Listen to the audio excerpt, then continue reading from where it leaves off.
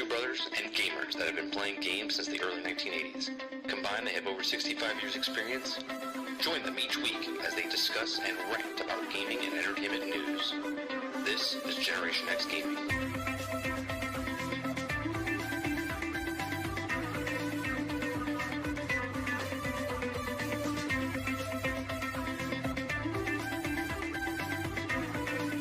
Hello, everybody, and welcome back to another week, another episode of Generation X Gaming, the weekly podcast that goes over a few of the top stories in the past week, and we rant along the way. I'm your host, 30 and Still Gaming, and joining me each and every single week is Sgt McClusky. What's going on, bro?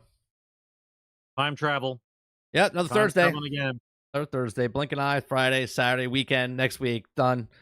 Right, 405 episodes. On today's episode, we're going to be talking about Bungie, Destiny, Sony. We're going to talk about Star Wars Outlaws. We're going to be talking about Ubisoft. We're going to be talking about Disney Plus and other streaming services out there. We're going to talk about Firesprite. We're going to talk about Warner Brothers a little bit. We're going to talk about Borderlands that just came out today. It's starting to reviews are starting to come in. Yeah, okay, reviews are starting to come in. We're going to talk about Warhammer 40K. We're going to talk about Nintendo, and we're going to talk about Elon Musk, about the Brainchip. That's all on today's show. If you like what we do here, we do this on Thursday nights, 8 p.m. Eastern, right here on 30NSG over here on YouTube. If you liked it, also you can listen to us on iTunes, Google Play, Spotify, Anchor.fm. You can listen to this episode sometime this weekend. It'll be up onto Spotify and all the other podcast places. Make sure you hit that like button. Make sure you hit the subscribe button. If you'd like to go above and beyond that, become a member as little as $5. What's going on, chat? Tonight, at the end of the show, we have a new segment that we're doing this week. It's called Bot or No Bot. Bot or No Bot. Bot or No Bot. Bot or No Bot. Okay. Bot or No Bot. Bot or No Bot. That's what we're doing at the end of the show today. Bot or No Bot. So we'll see how that goes. And this is based off of the Borderlands reviews coming in, Sarge. The people have started to watch the movie this afternoon. 3 o'clock was the first showings. People are starting to run over to Rotten Tomato and give their reviews. So we're going to go Bot No Bot for Borderlands for talking about it. How's your week, Sarge? Before we get into what we've been playing. I mean, I didn't play a lot. Cyberpunk 2077. I hit the wall where it said if you go any further, you gotta make your choice, or hell let loose. I didn't play a lot this week. Oh, we're not even at what you've been playing. I just asked what you did this week. Like I didn't do anything this week. I worked. I watched the market go like this. You watch any of the Olympics? No, not watching Olympics. No, you haven't watched any of the Olympics? No. Oh well, no. I watched some highlights or whatever. Highlights. Yeah. Well, someone sends me the picture of the guy doing the pole vault, and his schlong got in the way. Yeah, his Johnson that's eliminated him. That's the meme of the year, dude. Can you imagine? Like your own he could have been eliminated. He could have been a gold medal winner, and he looks down at himself and says, "You son of a bitch, you did this to me." Like his whole life. I'll tell you what, though, he probably gets a lot of dates now. Oh, I'm sure he was never at a loss for dates. But now people know. See, before they didn't know, right? The world knows. The world knows now. Yeah, I'm pretty sure. Right. I'm pretty sure his phone's been blowing up ever since. Like, did your Johnson hit that pole? Sure did. All right. I mean, you would think he would tape it down in an important match like that. You would tape it down. You can't let it run wild. You can't let the stallion run wild during an Olympic event. That would be awkward to run like that, though, at full speed with the pole. Yeah, I don't know. Yeah, I don't know, man. Did you watch? I watched some of the speed climbers, the rock climbing wall. These people, okay, they the rock climbing wall. Yep. Okay, these people are so goddamn fast. I watched the women do it first, and they were doing like 6.5, late 6s, 7 seconds going up the wall. Right, the guys start doing it, and they're in like the low 5s. High 4s, right? One guy hit it at like 4.70, okay, and then he had to hit it twice because it didn't register the first time he hit it, so he ended up with like a 4.75 or whatever. I don't know if it was the world record or not, but I'm just like, holy right? They look like Spider-Man. They're just flying up the wall. It's just like they're like demons, like possessed, just running up the wall. Yeah, it's crazy. Like a little squirrel running up the wall. Yeah, some of the stuff is cool looking. The swimming was fun. The track is fun to watch. Like, I watched the guy do the what is it, the shot put, where they have that big. Oh my god, he blew past everyone. Like they're carrying 16 pounds. 16 pounds, like it's like a cannonball. Okay, it's a cannonball. That's what it is. Yeah, That's what it is. It's a cannonball.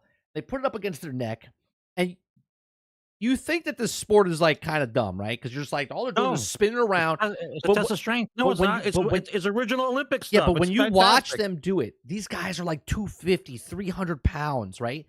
And they're spinning the centrifugal. I can't say that word. Centrifugal. Centrifugal.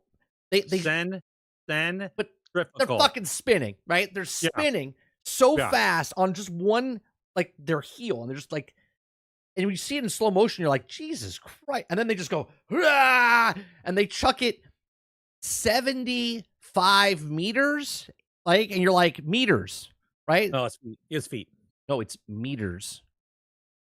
All right, whatever. Okay. They're chucking it. They can't be 75 meters because there's 3 feet in a meter. That'd be like fucking ridiculous. Yeah, they're throwing it 160. Yeah, they're like chucking almost 200 feet. 16 pounds. They're like, ah! And that's why they're all screaming. And you're like, that doesn't look that bad. Go grab a weight from your house, pick up a 16 pounder, and go in your backyard and see how far you can chuck that thing. Okay, especially when you're doing this. It's pretty impressive. Yeah. Yeah, 75 meters. Yep. Look, I'm going to tell you right now. Look, let me. I'm going to look it up. Okay. This is what happens when the standard measurements get mixed up with metric measurements. Yep. People start blowing things out of proportion. Let's see. Shot put Olympic world record. Okay, hold on. Okay, the shot put track and field involved putting. It's 22 meters. 22 meters is the world record. So he threw it 77 feet. 77 feet. Okay, 16-pound weight, 77 feet. Go outside. I can maybe throw it 10 feet. 77 feet. It's meters, but I said the wrong thing. It wasn't 75 meters. It was 22 meters. Okay. Which is just insane. I liked my favorite part of that one is when he threw it and he yelled. I think he had a hernia at that. Yeah, he's like, oh! Doesn't matter. But when it landed, the judge was like this. He went. Yeah. Like it almost hit him. Like he had to move out of the way. Yeah, it's that, and then they had the other one. What's the other one called? The hammer toss, where it's now the 16-pound ball on the end of a chain, and they just chuck it. That's dangerous. Now that's going super far, right? That's dangerous as hell. Yeah. I don't want to be anywhere near that.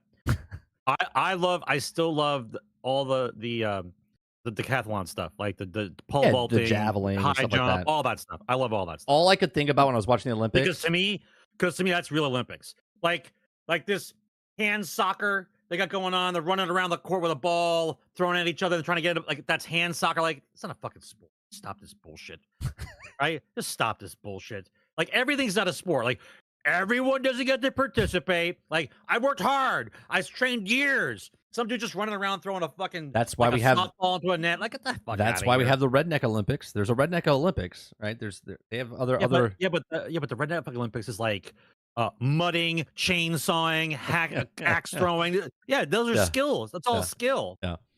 What was I going to say? Oh, I love watching the Olympics because it always reminds me of playing track and field back in the day on the old Nintendo. Every single time I watch every single time I watch the Olympics, I always think of X Games, or not X Games, Summer Olympics that we used to play on the Apple IIc. We used to play track and field, and we used to Summer Games 1 and 2, bro. Yeah, and we used to play California games.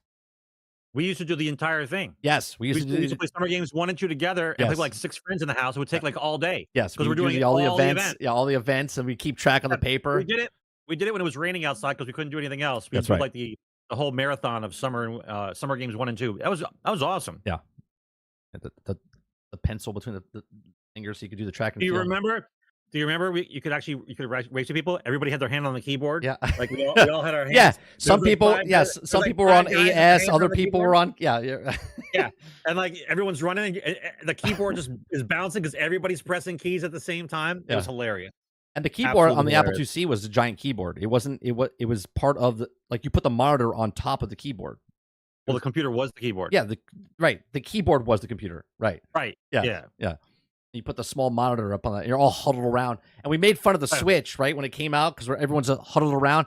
That's how big that's how big the monitor was. It's like an iPad type of stuff. Yeah. So I like watching the Olympics. It's fun. So that's what I watched this weekend. All right, let's go to what we've been playing.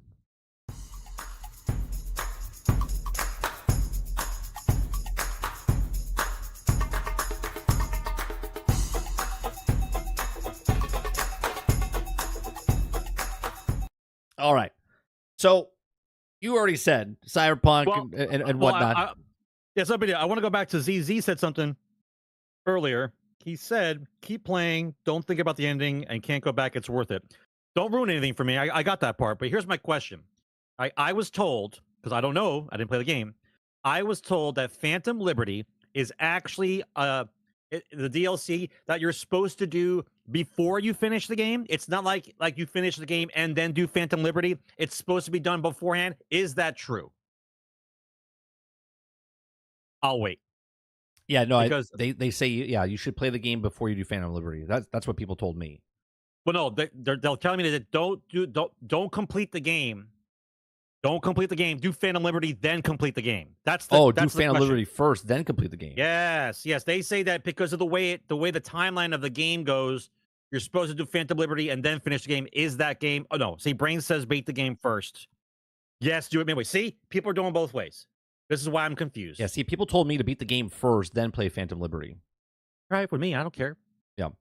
All right, that's cool. So I was gonna play on Monday. I was like, I don't know what to play. Like, the weekend came by, I was playing. Even you guys are messed up. They're all arguing now because they were all told both ways. Yeah. See what I'm saying? Yeah, that's exactly right. Right. So I was gonna play this past weekend. I was like, you know what? I played the first Descent this weekend, and I had this thing where I was trying to grind for Ajax, just normal Ajax, not Ultimate Ajax, just regular Ajax. So I had to go do the Void Fusion thing, but then I needed the material, like I think it was like number 70 or whatever it was. So I went to go do number 70, and then when I did number 70, I would get the orbs, and then I would go back and then get the Void shards, and then I would go to the fusion reactor and then fight the boss. And I had a bunch of these, so I could do it over and over and over and over.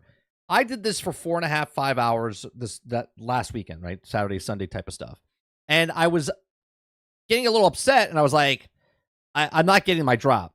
I'm not getting my drop, right? And I'm not talking like I did it once in 4 or 5 hours. No, this is all I was doing.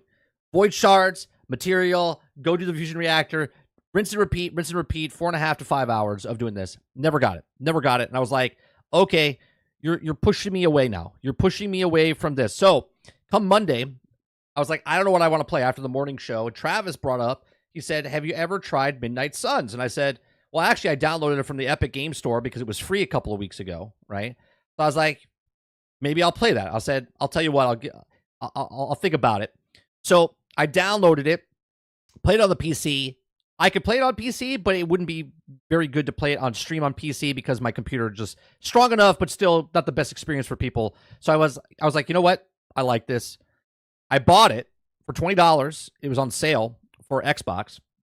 So now I own it on Xbox and PC, right? PC was free, and now I own it on Xbox. So I started playing Midnight Suns. Okay, and I have to say, I really like it. It's one of these games that when it came out, like admitting on stream, I said, I don't know about the card system. Now, 2 years ago, Fate Walker, member of the community and stuff, showed it to me on Discord and said he was streaming it on his Discord, and I happened to pop in, and he's like, yeah, I'll answer any questions. So I started asking questions, and he showed me what the card system was, and I was like, oh, that's a lot better than I thought it was, right? So I stopped. I never bought it. I never played it because just other games came in. We played a whole bunch of other stuff, and I gave it a shot on Monday. Started playing the game, and I have to say, I really, really enjoy Midnight Suns, and I'm kind of sad I didn't get it when it came out. Right? The game is the action of the game, the actual fighting of the game is really fun. The card system, the upgrades, the deck building that you're doing, the animations, the story, really good so far. Lots of cutscenes, lots of stuff. I don't really like, even the reviewers were talking about this, the Abbey where you hang out and like talk to all the other superheroes. It's good in some ways, bad in others, right? It reminds me of like a CW, like Dawson's Creek show, Gossip Girl type of thing, where there's characters. Is that how you're trying to sell it to me? Yeah, I'm telling you what's bad about it. I'm telling you what's bad about it. I'm telling you my experience playing the game, right? So what's good about the game is the fighting, the action, and the story. But some of the story that you have to do, because this is the cycle you do, right? You wake up, okay? You run around the Abbey, collect these orbs for resources and whatnot. You talk to all the people. Some conversations are really cool because they're like backstory lore of like who these characters are, where they come from. It's cool. It's like the comic books and stuff like that, right? Then once you're done with all that, you upgrade your cards and stuff. Then you go do a mission. Once you do the mission, you could do side missions where you can just get resources and whatnot, or you can do the main story missions. Okay. Once you're done with the main missions, you then go to sleep, and then you wake up, rinse and repeat, and you do all these things. And while you're doing this, slowly but surely, it's like an onion. You're peeling layers off. More doors open up. More areas open up. More things unlock. You start leveling up the Abbey. You start doing all this stuff. It's done very well. Okay. Stories there. Reminds me a lot about XCOM and stuff like that. It's made by the people that made XCOM. But the only thing I don't like, there's this one character named Nico. Okay. She's from the Runaways. She's part of the Midnight Suns. I didn't know what the Runaways were. They tell you in the show or in the game. And to me, she's like this whiny little, like she's a young teenage girl, right? She's like high 20s, maybe low 20s, whatever, right? She acts like high 20s, not a teenage girl. I meant low 20s, high teens, low 20s. Okay. Okay. Don't get excited. I know they all look cute. She comes across really annoying. Okay, just this particular character. Okay, and the way the character is the Midnight Suns, which is Ghost Rider, Magic, and Nico. Okay, they're in part of it. Blade's part of it as well, but Blade's older. Okay, so he talks to you, like an actual adult. Where everyone else is like, I think Robbie's mad at me. Will you go over and talk to Robbie for me? And I'm like, oh, for God's sakes. Made by women, 100%. Made by women devs, 100%. I don't know. No guy would do that. No guy would do that. But there's good storylines. No guy. And then there's these other storylines, right? Like I just came across Blade has a book club. Okay. And you're like, why does Blade have a book club? But Blade is interested in Captain Marvel, right? And he was talking to Carol Danvers about a book. And she's like, oh, I like books. And they started talking. And then Captain America overheard them. And he's like, oh, I want to talk about books too, because he likes books as well, right? So then Blade's like, well, we have a book club, right? Because he wants to have something in common with Captain Marvel. But then Captain America came in, was like a third fucking wheel. So then Blade comes to you, the protagonist, and says, hey, we have a book club. And she's like, what the hell's a book club? Because your character's 300 years old and she's been dead for so many years. She doesn't even know what a fucking book club is, right? So there's like these little things that are happening. I'm like, I get what they're doing here, but it's just too CW for me for those type of storylines. But then the actual storylines where you're getting into Tony and Bruce Banner are arguing, Doctor Strange and Tony are at it. Scarlet Witch is mad at people, right? Like you're having these battles with like Venom and Spider-Man and Logan, Wolverine and Sabretooth and Scarlet Witch and those moments are really good, right? It feels like a comic book. It feels like a movie that you should watch in the theater. And then you come back to the Abbey and you're like, Magic's mad at me because, I didn't, and I'm like, right? So what I recommend is if you play this game, take a bucket of estrogen and then play the game and you'll be happy. If you play this game, you can skip the dialogue pretty easily. Okay, you can skip that dialogue, or you don't even have to interact with that. You could literally go do the mission, go to sleep, go do the mission, go to sleep if you really wanted to, right? Sometimes you have to like level up and whatnot, but for the most part, you don't actually have to listen to the dialogue. But I'm having fun. I'm having a lot of fun with this game. There's more pros than cons about this game, and all I want to do is just go back into battle, right? I just want to build my deck, go back into battle. Yeah. What a surprise. Yeah. You don't want to solve the problem of someone's boyfriend not liking them anymore? Yeah. Right? Maybe you should go out and buy a pretty dress, or perhaps get a new set of lipstick and some shoes. Yeah. And maybe he'll like you more. There is microtransactions. It sounds like that's maybe there's a card in the game. Buy new shoes and lipstick. Maybe that's your bonus card you get for maybe I haven't early. Maybe I haven't unlocked it yet, but I've put in about 15, 16 hours into the game so far. They say there's about 60 hours of content. Then there's DLC on top of that, right? So then there's characters. But for the most part, there's like storylines for each one. There's a storyline for like it intertwines. Like one mission you're doing, and then all of a sudden Sabretooth attacks you, and then Wolverine comes out of nowhere, so you get to use Wolverine. Then you're on the Avenger Tower, and then all of a sudden Captain America comes in and starts to help you with that mission and whatnot. So there's a lot of stuff going on. I like it. I'm surprised how good it is, and it got shit on more than it should have. And I think, in my opinion, now that I've put in 16 hours into it, which now makes me want to go back and because I really like Baldur's Gate 3, right? So I want to go back to Baldur's Gate 3 and put more time into that one after I'm done with the Marvels one. So that's mostly what I've been playing this entire time this week. So. Let me see what chat is saying real fast.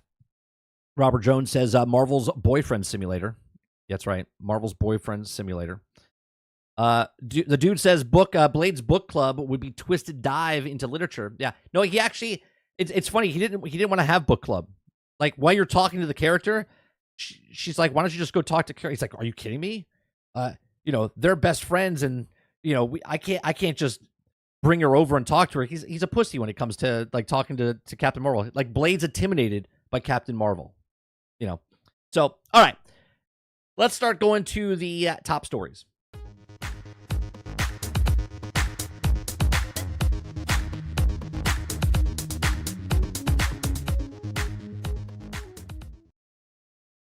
All right, Sarge. Let's start off. I guess we could start off with like a slow one, right? There's a lot of Bungie stuff, but let's start off. Let's start off slow one. Let's start off with the gaming industry is on fire with gasoline. Okay, we're gonna start off Napalm slow. Actually, you came and put the fire out, and we're like, we're gonna start off slow. Yeah, the slow one. We're starting off with Ubisoft. Ubisoft buttered up YouTubers and influencers with trips to Disneyland and boat tours to promote Star Wars Outlaws. Okay. Once again, before you even start talking, right? Stop desensitizing the language. Buttering up is called a bribe. It's a bribe. It's a bribe. Yeah. That's the word. It could be a sponsorship. It could be a sponsorship. It over. It could be a sponsorship. Encouraging. It's a fucking bribe. Please continue. Yeah. The dude says they're like making a Lord of the Rings farm sim, right? Which they are. They're making that. That's right. So there's YouTube content creators that got flown out from halfway across the world to LA to go to Disneyland, to get lightsabers, to get plushies, to go on a boat tour, to see whales in the ocean. Okay. They probably got hotel stay and food. They don't really say that in the actual thing, but they got paid, right? And they're like, oh, and they've done this. One girl on Twitter, I don't know the content creator's name. Okay, I'm not gonna call them out, but they said they just got back from their last trip that Ubisoft sent them on, and she was still jet lagged from the last one, right? So she, so unfortunate. Can't believe it. Jet lagged. My God, how can you work? So my thing is, look, nobody. I get it. I get from both sides, right? I've said this on my stream. I'll say it 1,000 times. I totally understand. Like, I'm a small content creator. If Ubisoft approached me and said, "Hey, we would like to fly you out," right? If I was in my 20s, I would be like, "Oh, this sounds cool." Yeah, I would 100% do it. 100% do it. 100%. Right. Understand. 100%. But afterwards, when you sit in this room and you start talking to people, you have to wear the shirt that says, "I sold out, and now we can talk." Right. And that is the thing. I said, now me and my 40, I'm 46. if someone reached out to me and my channel starts to grow and people start reaching out to me, I will not go. I will not go for multiple reasons. I won't go because I don't want to get away from my family, my son, my wife.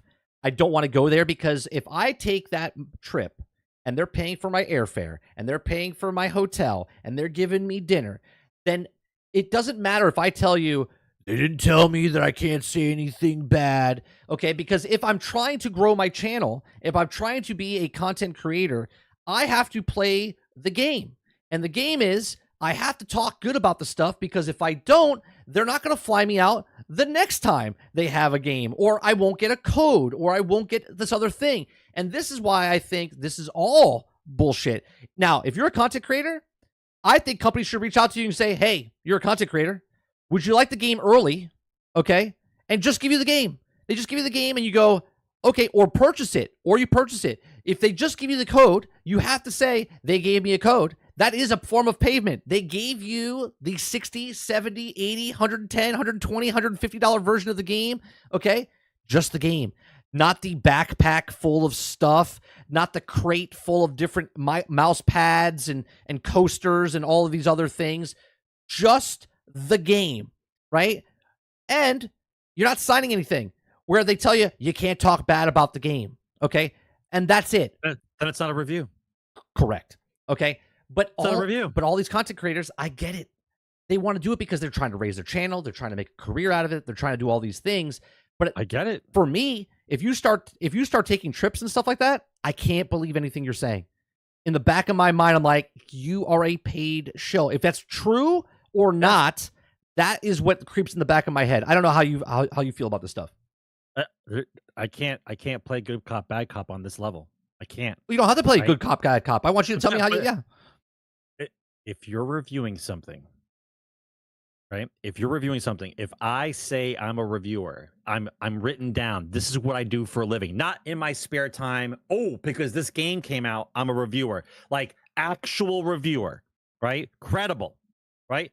Those are the guys that get those are the guys that get the copies because those are the guys that do the reviews. Now, if they want to decide that they don't like you because they don't like the way that you review something, then that's on the game company. They're worried about something. But a review is just that. I'm playing your game, and then we're going to see what happens. Some people are going to like it, some people don't. I'm sorry, that's how it goes. But you want to cherry pick? Cool. You cherry pick, right? But then when it comes out that that's what you do, and you buff people's asses, and you get them a little thing on the side, right? Then it's on you again. It's not a review. I'm sorry, it's not a review. So once again, you want to change the language and say it's one thing when it is not. Right. Right? Just like anybody else did reviews for music or reviews for movies. Same thing. There's going to be guys out there who don't like it, and they're going to tell you how it is. But if you give out enough... Funny thing how this works. If you give out enough review copies, the bad ones don't seem to come out. You get like what's called an average, right? I send out 100 copies to all the review people, the actual review people that we know of. The 100, we'll send out maybe 200. Let's go wild. 200 people got it. Out of 200, right? I'm pretty sure we're going to get an average, right? We're going to get an average. However, if you don't review properly because you've been buttered up, or your kid's in a garage in Nevada because you can't say nothing bad about the game, then it's not a review. Right. Right. Well, there's people like Ackman that did the thing for Payday where he talked really good about it, and then it was a clusterfuck of a game when it came out, right? And there's things like this that people take. D-Money in chat, he's saying, y'all doing too much. They got once in a lifetime Star Wars experience. Stop making it a story. Once in a lifetime. You mean the girl that got flown from Europe to LA and then flown back again? A once in a lifetime opportunity twice? You mean that person, right? You mean the person that I can name the channels. Okay, there's plenty of people that get flown out to multiple places. Okay, it's not a once in a lifetime. It's not like they're picking channels like myself for like 2,000 people, which I wouldn't go. I'm dead serious on this. I wouldn't go. If I would pay for myself, if they invited me, hey, we want you to come to our studio and play the game, I'll pay for myself. Thank you. Right? I'll pay for myself because I don't want anyone skewing, right? Because I have integrity. And if someone knows that I took a trip and they're like, well, you can't really believe 30 because he got flown out there by Ubisoft. It only has to happen once. That's it. It only has to happen once, and then your credibility is shot. But that's correct. Nobody has any fucking honor anymore. Everybody can go sleep with how many wives you can. It's okay as long as it's not your wife. And then all of a sudden, when your wife gets slept with that chooch, right? Now all of a sudden it's a problem, right? You guys have no honor, no code of honor at all. Once somebody loses the credibility, you're done. You shouldn't even you shouldn't even get a copy of any game ever again. You're done. Right. You go do a different fucking profession. You're gone. It's over for you. But no, we give 47,000 chances because no one got shanked, right? Because no one got shanked during the review. It's okay to say whatever you want, do whatever you want to anybody else. You guys have no honor at all. Zero. Altern says, what if your entire family goes? I did something like that for TwitchCon back in 2016. We'd made it a family vacation, but I didn't get invited. I paid for my hotel. I paid for the thing. And then when I went into the convention, I went to the different booths of all the people, played their games, right? Paid thousands of dollars to rent a car, get a hotel, get the convention stuff, talk to the developers myself inside the thing, and then I can say what I want because I went there on my own dime, talked to all the people I needed to talk to, and then that's what it is. D money. If you don't understand integrity, then maybe you're not allowed. You know, I haven't been on the planet that long. Maybe you should look up the word, understand how that works. When you have a job, you have integrity with your job. Yeah. If you're going to take bribes while you do a job, right? You're talking about once in a lifetime type opportunity, like you sometimes like win a lottery. Like we're talking about a job. We're not talking about you winning the lottery ticket. Like that's not. It's two separate things. And this goes for the exact same thing is for take it away from YouTube content creators now and just talk to journalists. When journalists sit down with different people from different studios, they're not allowed. People do, but they're not allowed for let the studio pay for their meals. So if they sit down and say, hey, I will have that interview with you, and they talk to, let's say, Todd Howard at a restaurant, and Todd's like, I'm going to pick it up. They have to go, no, you can't pay for my stuff, because if they pay for that meal, then that's a part of a bribe. That's part of a thing. You can't do that. That's loses what you were doing. You're supposed to just be the journalist.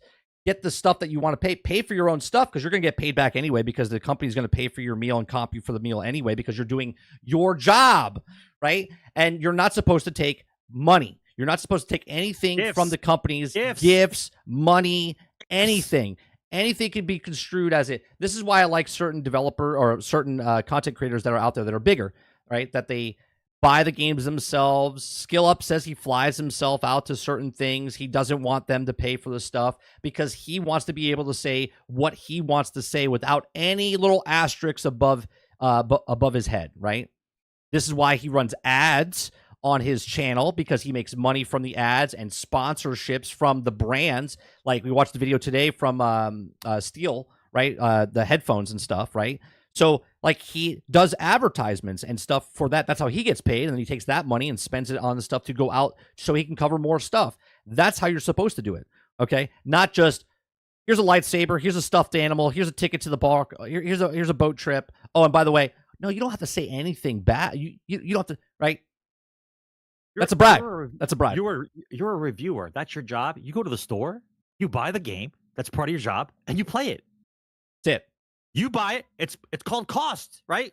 Factor it in. It's the cost. I've got to buy the game. I'm reviewing the game. I sell ads. I sell them just on my channel, whatever else. You don't just get free games from everybody and then expect I got to say what I got to say now. That's not how it works. You buy the game. If you're a reviewer, you buy the game. I don't understand the conflict of interest here. I'm sorry, I just have to read this real fast because Dupless came in and said, I just saw an Amazon delivery guy driving a car with the word Amazon written on a side with a Sharpie. Yeah, you don't know that? I've never seen that. We get the trucks. They are subletting. They are subletting delivery drivers. That's crazy. Over by me, we have one of the bigger warehouses, so they all just pull up. Yeah, it's madness. Be thankful it was a Sharpie. D-Money, I like how you say that the integrity bro I picked the wrong one. Bro of business deals, etc., get done over people inviting them to clubs, golf outings, and buttering people up. That is different when you're doing business deals and when you are a person in the public doing reviews, right? Siskel and Ebert had to pay for all of their movies, okay, when they went to go see them. because their business paid for their movies, right? The actual studios didn't fly them out to go watch the movies and stuff like that. They made reviews based on their money that they spent and then gave you the reviews, right? Reviewers are not supposed to get things. You're supposed to pay for the things, and you get access early so you can give the reviews out to other people so those people can then sell their game, right? Instead of advertising, they pay YouTubers because of the content creators, and people are really easily manipulated, right? So that's exactly why they do what they do, okay? So here, let me read a little bit here. Okay, so a new investigation into Ubisoft's marketing campaign of Star Wars Outlaws reveals the company has buttered up YouTubers and influencers with trips to Disneyland, boat tours, and before giving them access to 4 hours of gameplay footage. German YouTuber Cyberpunk 20XX discovered multiple YouTuber influencers revealed how they were actually influenced by Ubisoft as part of the company's largest marketing campaign ever.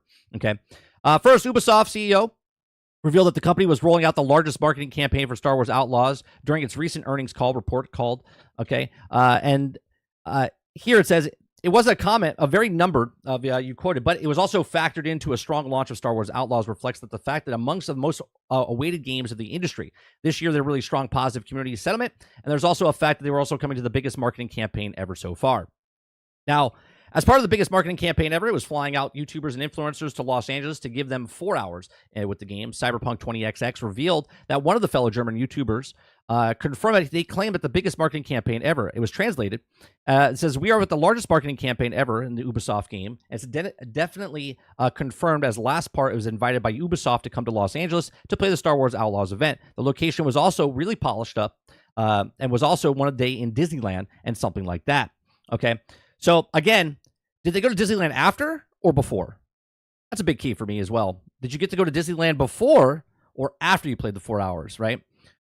So next, Cyberpunk shared a footage from the British influencer YouTuber who revealed that she was also brought to Los Angeles by Ubisoft early that was also taken on a boat tour. She claims that it was originally a whale tour to see if they could spot any whales. She added that so basically with invited a bunch of UK companies are always looking for whales. They're right. always looking for whales. Invited a bunch of UK creators who got it early because of flights. That was also booked early because of very long time travel. It's also a 12-hour journey. So he cited that post of Chewie, which also states Ubisoft and Star Wars flew me out to California to play Star Wars Outlaws, interviewed the game developer or director and lead writer, and met with the cast. And I'm beyond grateful for the opportunity of VIP tour in Disneyland tomorrow. As noted, the other individuals noting that Ubisoft was also paid to take them to YouTuber influencers to Disneyland as well. So multiple people, and of course they bring people, they're not offering this to people that are local, in the state of California or anything like that. If you're a reviewer, they're offering to people that are probably never been to Disneyland before, that have probably never been over there before, that are YouTube content creators, and they fly them over. So again, this is where I stand. I obviously, you can believe me or not. Like, someone could reach out to me. I don't care if I have 2,000 followers now, or if I have 20,000 or 200,000. I'll take advertisements. I'll take sponsorship deals, right, if I like the product. I won't get flown out somewhere if they ever had the opportunity to, because one, like I said, I wouldn't go because of my family and my kid, and two, I wouldn't go because I don't want to be bribed in any way, shape, or form. I don't need to go to a park or a studio to play your game. I'll more than happy to wait for that game to come out, play the game, and then give my thoughts afterwards. But then again, I don't do game reviews, so I'm not in that scenario. So. All right, going from that, we go from Star Wars has DLC, Season Pass, and all that coming out. They showed it to this week that they have the Season Pass roadmap. They have exclusive mission for Jabba's Gambit. They have the character pack on launch day. You can only get the Jabba Gambit mission if you get the Season Pass. Okay, you can buy it after the fact, but if you get the Season Pass, you have to have the Season Pass to get this extra mission for Jabba's Gambit. But Jabba's still in the game for the Outlaw wildcard and whatnot. So come fall of 2024, they have Star Wars Outlaws, the wildcard. It's a continued story mission. Don't know how long it is or anything like that. That's just Outlaws wildcard. They have Hunter's Legacy, and they also have a cosmetic bundle pack of Cartel Ronin. And then in spring of 2025, they have Star Wars Outlaws, the Pirate's Fortune. So what these is that Star Wars Outlaws wildcard is Kay is hired to infiltrate a high-stakes sabacc tournament, but as she also crosses paths with a notorious gambler, Lando Calrissian. So she also soon learns that another game is being played. So when the first story pack is also released, Season Pass owners will also get the Hunter's Legacy bundle, which has the Cartel bundle additional outfits for Kay and Nyx, and plus the cosmetics for Kay's speeder and her ship, the Trailblazer.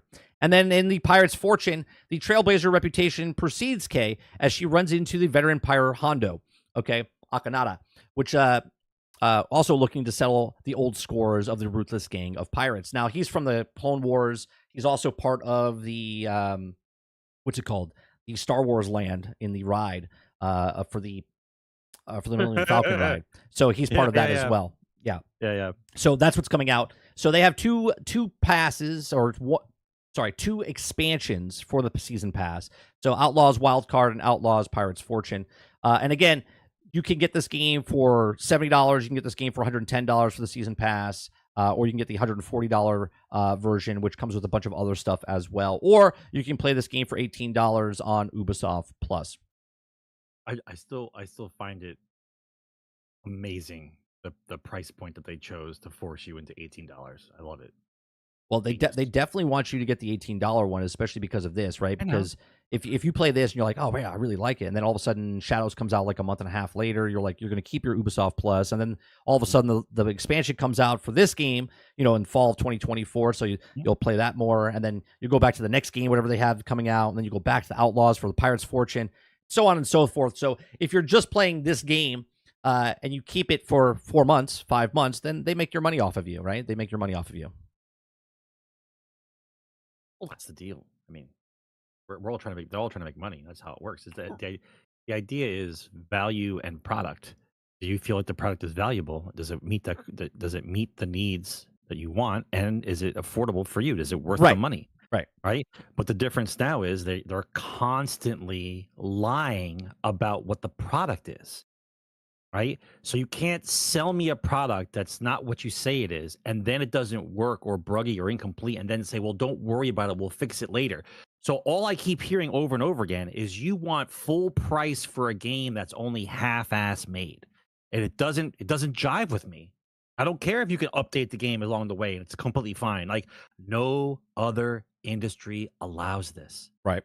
Nowhere allows the fact that the product that you buy is not complete upon purchase, and the promise of finishing the product happens later. Maybe it's not even like the promise. The promise is a guarantee. The promise to fix it later is a maybe at best. It makes no sense, right? So you can't even it's not even a arm's length transaction at this point, right? I'm just handing over a certain amount of money, hoping that the product will do what you say it might do. Is that something that we do now? Is that normal? Because if it is, you guys need to go see somebody, right? Maybe a doctor, maybe a shrink. Your ass better go call somebody. Right? Maybe an accountant or somebody to show you that if I'm going to pay for something, I should get something in return, not the promise of something in return, right? I mean, I don't know how that works. At least they gave you some sort of information about what the DLCs are. But at the same time, I don't want to pay $140. I mean, I'm not $140 and then wait 8 months for the content to come out for it. I would rather wait and buy the game, play the game, maybe even wait till it goes on sale. Or if you pay the $18, wait for all the stuff that comes out and then pay $18 just for the month to play all the stuff. And maybe it's a lot more content. Maybe you need more 2 months, right? Even if you wait 2 months, right, and you play it for 2 months with all the content, it's $36. Right, which is a lot better than $150. Okay, so I don't know. We'll see what happens. We're gonna play the game. We're gonna get the $18 version of it. We're gonna give you our thoughts and opinions on it when it comes out later this month, and I'll talk about it here as well as GXG. Only if they fly me out, though. They gotta fly me out. They gotta wine and dine me. They gotta, and only if it's a flying car. Yeah, I don't want an airplane. No. I want my own personal flying car. Yeah. All right, let's see. Disney Plus and the company's other streaming services no longer are losing money.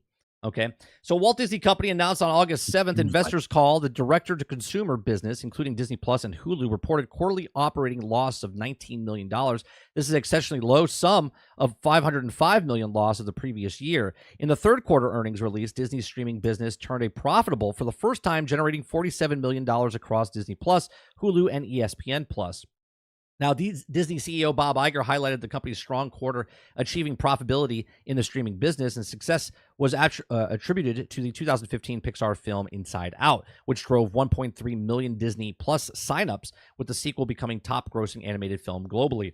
Okay, it says, quote, "This was also the stronger quarter for Disney, driving the excellent results of the entertainment segment, both at the box office and DTC, as achieved profitability across the combined streams business in the first time in the quarter, ahead of the previous guidance," Iger said in a statement. Disney's box office hits contribute to $1.2 billion of its success in the entertainment department. However, the company also announced a price increase coming this fall, and with the ad support of Disney Plus, Hulu, and ESPN Plus, bumping it from $10 per month to ad-free version to $15.99 and $18.99 monthly, respectively, and ESPN Plus going to $11.99 a month as well. So they're actually having a good quarter, and good to have a second quarter, because not only did they have Inside Out 2 come out for them in the theater, but now they had Wolverine and Deadpool come out, and that's going to make $1 billion for them as well. So right now, with all the bad films they've had over the last 5 years, now they have back-to-back 2 movies that launched between Inside Out 2 and now this Marvel movie, Deadpool and Wolverine, and they're both going to break over $1 billion, which then basically washes away all the other movies that didn't do very good. So we'll see what happens. But then they have other shows and movies coming out, like the Falcon, Captain America 4, right? They also have Agatha and whatever else is coming out. They have another Star Wars show, what's it called? Skeleton Crew coming out. So we'll see what happens with those shows coming out to see if it actually pushes more people to come to Disney Plus. But this is their first time they've pulled a profit for $47 million for the streaming service, but they needed Hulu and ESPN Plus to do that.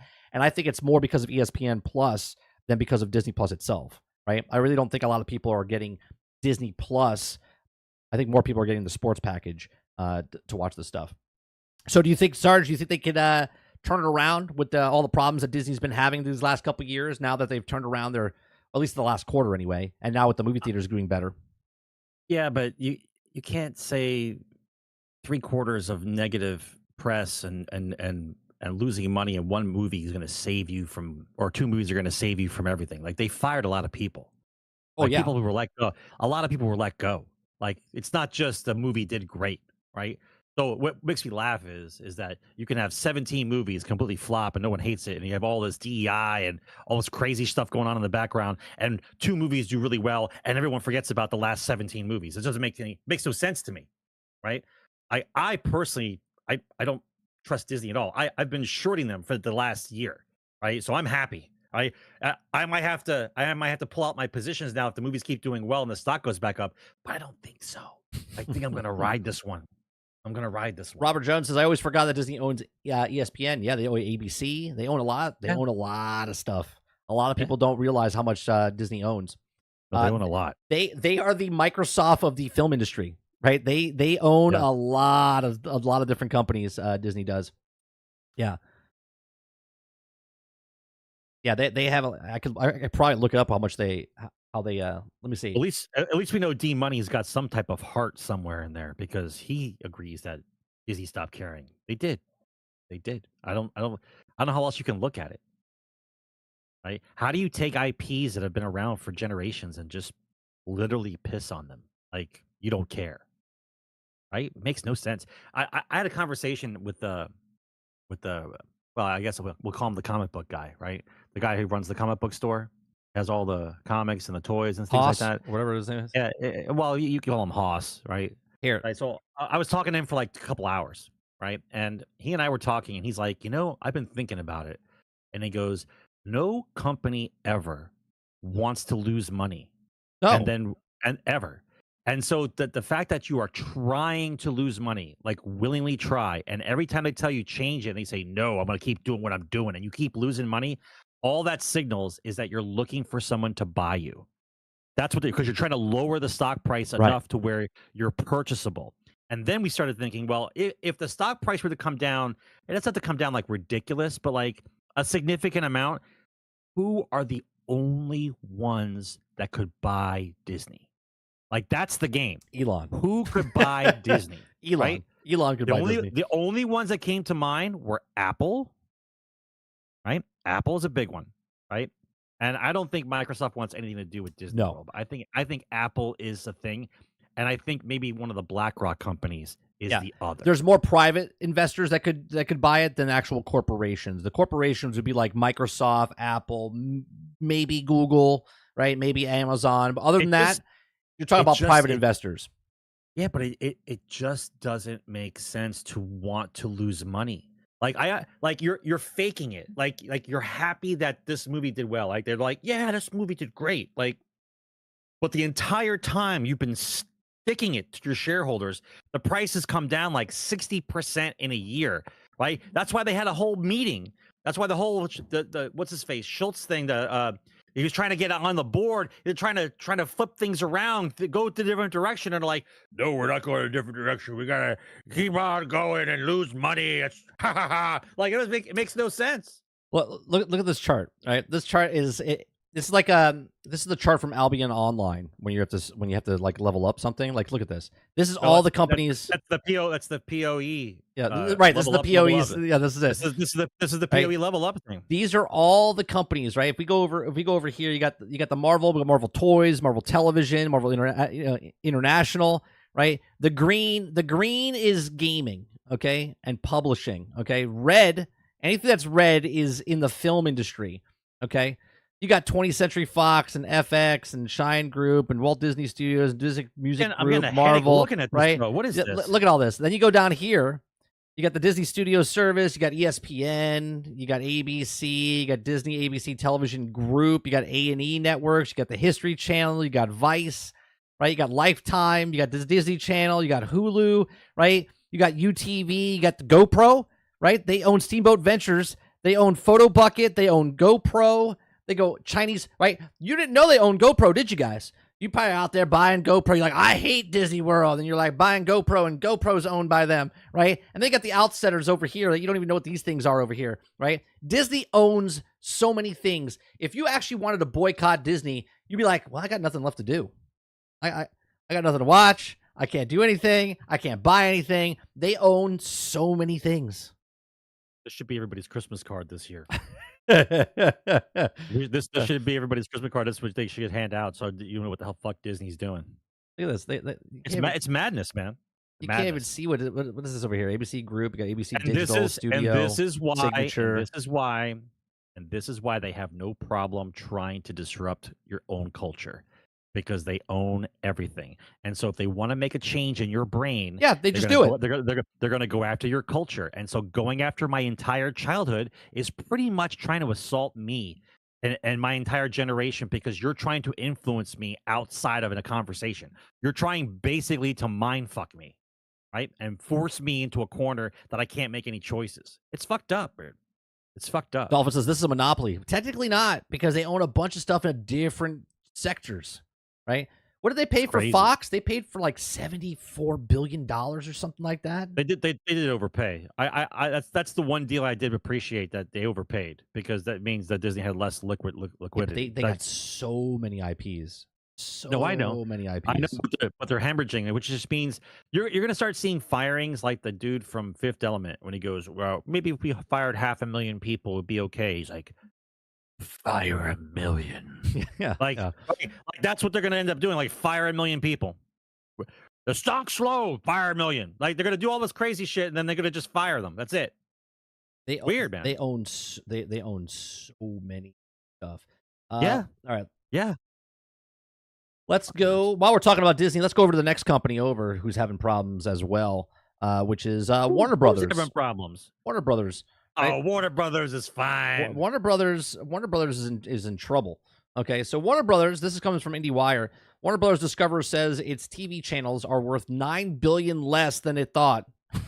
$9 billion less. Press the button, bro. Press the button. You gotta press the what the fuck button. I don't have. I don't have a what the fuck button. Well, this definitely deserves a what the fuck button. Listen. There's no way. I'm sorry. There is no way that you assessed your company with actual live people who went around analyzing your fucking company, and you were $9 billion off. Yeah. Okay. I'm sorry. Right. Apparently, accounting is not something that's widespread in the U.S. of A. Apparently, because there's no fucking apparently way a lot of accountants needed. It's like there's like a wrong zero somewhere. Like, maybe it was 900 million instead of 9 billion, like that kind of thing. But there's no shot, bro. No shot that someone signed the line. Let me read. Warner Brothers says just realized its TV networks are worth 9.1 billion less than it's originally thought, leading to net loss of 10 billion in the second quarter of 2024. A massive plummet in the valuation of being recognized as a non-cash goodwill impairment charge, apparently coming from the network section of the company. This must have been a one-eyed opening internal audit.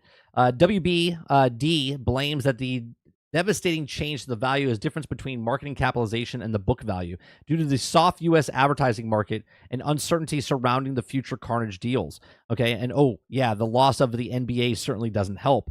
Okay, the WB CEO David Zaslav said on Wednesday that earnings call on the market valuation of 2 years ago is the first merge of April 2022 were quite different than they were today, and doing this acknowledging the change in the value of both aligns them with the goals moving forward. Now, the CFO Gunnar said that it's not a dismissive or magnitude of the impaired, but it's also a representative of the value's shift towards streaming, which the company still believes has a strong momentum.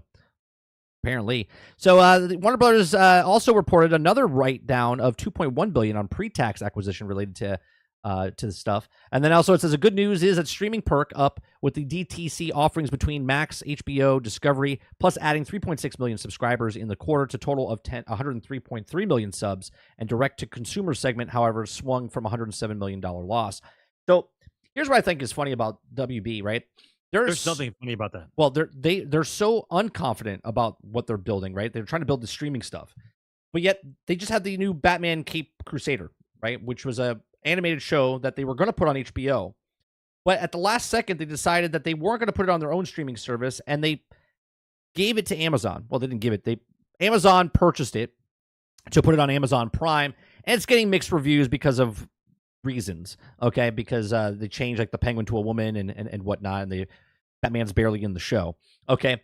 But WB in general is just having massive problems, but then they also have hits, right? They had Hogwarts Legacy in the gaming division last year that had 23 million, 24 million copies sold, but then this year they had Suicide Squad that lost them $200 million in the same quarter as Hogwarts did last year, right? So they have lots of different problems happening in different sectors.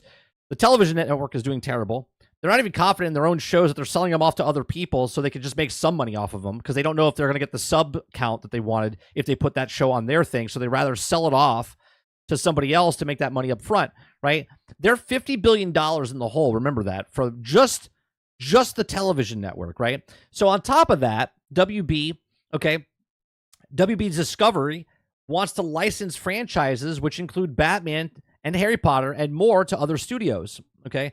So Batman, Justice League, Harry Potter, Looney Tunes, Game of Thrones, and the list of intellectual properties owned by Warner Brothers Discovery is massive, and the awful lot just seems ripe for them being turned into video games. If you're thinking about WB's been slow on leverage of that library, it sounds like the company's leadership agrees, and it's looking not to just make more of its own games, but to license out some of the biggest franchises to other studios in the future. They're trying to do what Disney did, right? Disney had their own studio that they closed down themselves, by the way, and said, oh no, we're just going to license everything out to other companies to do it. And then that's when we got Star Wars from EA only, and it took 10 years. They made 5 games, whatever it was, in 10 years. Okay, now they licensed it out to everybody. I don't think it was that many. I don't even think it was that. No, it was Battlefront 1, Battlefront 2, Jedi Survivor, Jedi Fallen Order, and that came out right near the end when they were already out. It's all part of still it was the last one. Survivor was the last one under the exclusive. Right, under the exclusive. So today on Warner Brothers Discovery Q2 earnings, they performed. The company had just reported gaming revenue down 41% year over year due to the unperformance of Suicide Squad, Kill the Justice League, compared to Hogwarts Legacy, massive success last year, and does see the games as a core part of the portfolio. It seems like the answer is yes. Both Zaslav explained that they also wanted to grow the gaming business, especially in the free-to-play space. Okay. They can also help balance out some of the new ups and downs for the console industry as part of the WB acquired downs. Right, the part where they just acquired First Player Games developer for Multiverses earlier this year. Now, here's the thing: there's other rumors right now swirling. Okay, that Tencent and Microsoft have offered a deal to purchase parts of the gaming division from WB. Now, we don't know if it's going to go through or not, but my question to you, Sarge, is that, which I find funny because Player First Games, which is the one that does multiverses, WB just purchased them like 2 months ago. They now own the company, right? Where the company was licensing, they had to pay WB the licensing for the IP and stuff of all the different characters that they were using with Scooby-Doo and Batman, the DC characters, the Game of Thrones, all that stuff, right? Now that company got bought up by WB, and now WB is thinking about selling their division off completely, and Microsoft or Tencent or somebody else could come in and purchase it. Do you think this is good for the industry? Do you think Microsoft is going to come in and swoop in and pick up yet another big studios like they did for Activision Blizzard and Bethesda? Or do you think this goes the other way of like Tencent owning WB? I don't know. I just think that WB had bit off more than they could chew. They're probably just in a rut. There's too many of these things going around about how you missed your mark, but you're missing the mark is like by like $1 billion or some nonsense. Like the $9 billion mishap there, the 45% we were off. We were off by our sales. 41% for Bungie. Like these numbers are too wild for you to be incorrect, like an oopsie doodle. Like if you made it like that kind of mistake, like there's an entire division inside your company that's fired.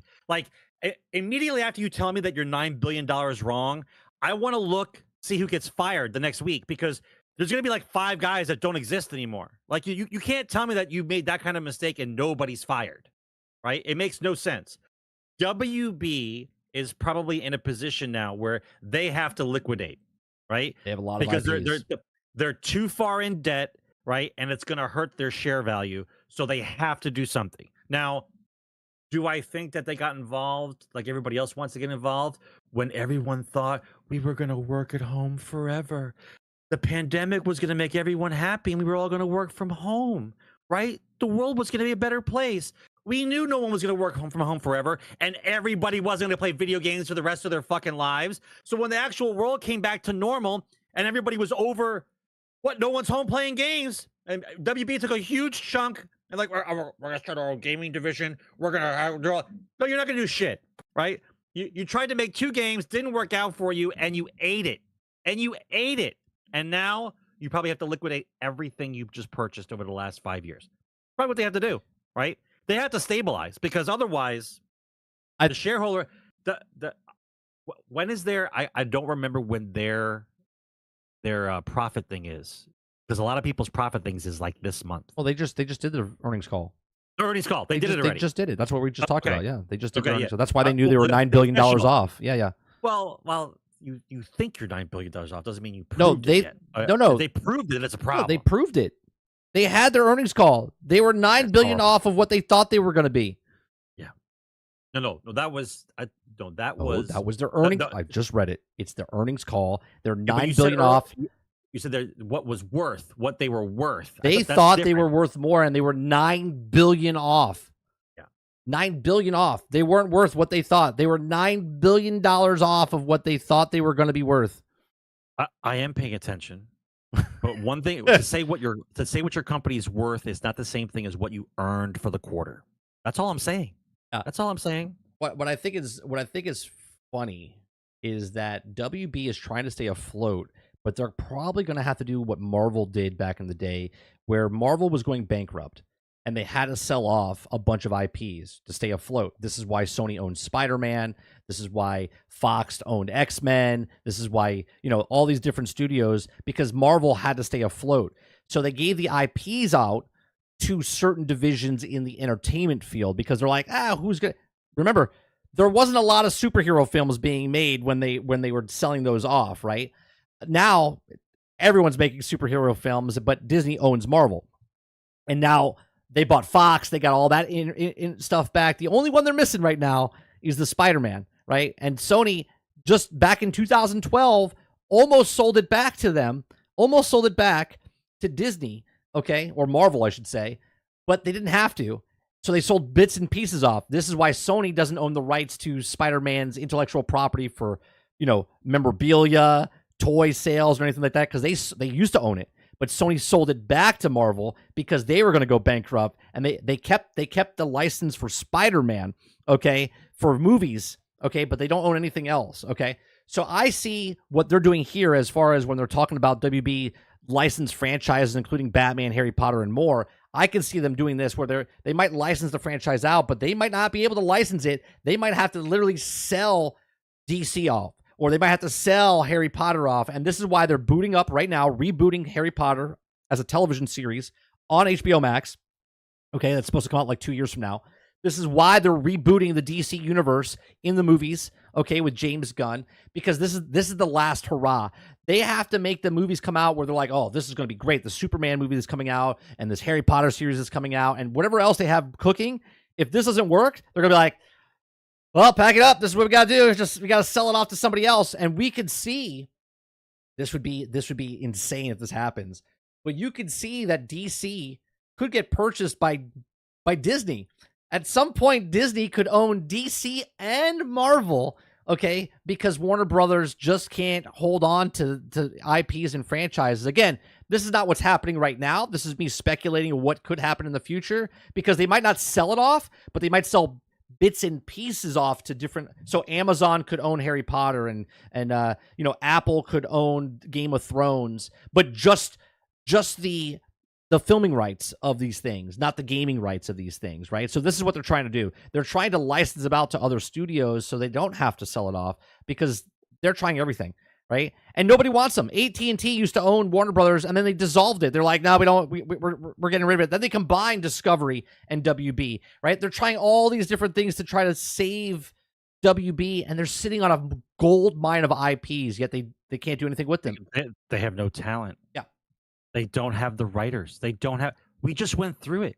We just watched them do an entire series of superhero movies, and they couldn't culminate it into an actual mega movie. They shit all over it because they were in a rush. They had to chase Infinity War, and they said, we don't give a shit about writing. We just had to chase Infinity War. That's going to work for us. And it didn't. Right? So now what? You're going to reboot all the heroes that you don't want to pay anymore? Start over fresh? You think you're going to resurrect DC? Come on, man. Krabby says Disney would benefit more if they get the Harry Potter. I don't know. I'll tell you what would happen. Universal has it. Well, that's what I was going to say. Well, they have the rights to theme parks, not for the movies, right? That's the thing. So if Disney bought Harry Potter, then Universal, their competition, would have to give them money every time just to keep that in their parks. And they do it now with the Marvel stuff, right? That's why Disney can't build anything east of the Mississippi of anything Marvel. This is why they built it all over in California. They would have to do the same thing. If Disney bought the Harry Potter franchise and they owned it, they wouldn't be able to build anything east of the Mississippi again. They would have to have some sort of thing where they would build Harry Potter rides and stuff at the other parks, but they couldn't build it over here, right? That's what would happen. I think they would make more money off the DC IP myself, because then they could do crossovers and shit with the DC and the Marvel characters and all this others, because they would all be under one umbrella. That would be insane. I don't want that to happen in any way, shape, or form, because I don't want Disney to own anything else. I really don't. So we'll see what happens with WB, but they are struggling. Speaking of struggling, Sarge, let's move over to the next topic, which is Bungie. Bungie has a couple different stories here. Okay. So let me see which one. Okay. So the first one is Bungie will no longer release paid expansions for Destiny 2, right? So we heard last week, Pete Parson, the layoffs, all that stuff that was happening. So Bungie, the future of Bungie Destiny 2 is changing in major way, especially when it comes to future updates and expansions to the game. In a new report from Jason Schreier, which came out Friday after our show last week, Bungie is no longer planning to release a regular paid expansion for the game. Sales to each expansion have continued to fall year over year, leading to a change in its approach. Instead of a larger expansion, Bungie will do more smaller scale updates. These updates, Schreier said, will be released for free, coming with the overhauls and activities that also hope it appeals to the hardcore players. They're doing what they're doing to Destiny, what they did to Division 2, Sarge, where they're just kind of like letting it just sit out there for a couple years and do absolutely nothing, and then go, hey, we're still supporting the game, is what they're going to do down the road. It says other vague plans for the future include storyline, which also feature characters in the worlds that Destiny has not yet explored and report ads. As far as another Destiny game, namely Destiny 3, that's still not in the works, and the game is not or nor has ever been in development. Instead, a new Destiny, Bungie wants to make Destiny 2 a more attractive game for players. Now, I did report that last week on the show, but it wasn't official. Now, Jason Schreier has a story talking about how it was never in development. Bungie is instead looking to create smoother onboarding process to Destiny 2, such as rebranding to attract new players or who might be turned off by the game. And now they feel, to those unfamiliar with the ample proper nouns. Insider Gamers also reached out to Bungie for comment. The report request was not answered. So that's one thing that's happening, right? So they're changing up. What do you think this? It sounds like Division 2, Sarge, where you're going to be coming in, very little. MVP, 100%, minimum viable product for the next 2 years? 3 years? Obviously, they're not giving up on Destiny 3. They're just shelving Destiny 3 right now and not moving forward, bless you. And they're working on Marathon, and they're working on Destiny 2 expansion type stuff. There's so much to talk about. My first question before we get into this at all is I want to know where the $3 billion went. Like I want to know. I want to know. Sony paid. It was a Bungie private company. $3 billion. It was a private company. So $1.2 billion is supposed to go for employee retention, which apparently didn't work. But where did the rest of that money go? Right. This is my question that I've asked for weeks and months and years. Right, because now the way that it's explained to me through articles that I'm reading, right? Because Bungie is not a publicly traded company, right? Somehow Bungie and the board got together and they decided to make shares of the company, right? We don't know what the value of a share is. No, we're not privy to that information.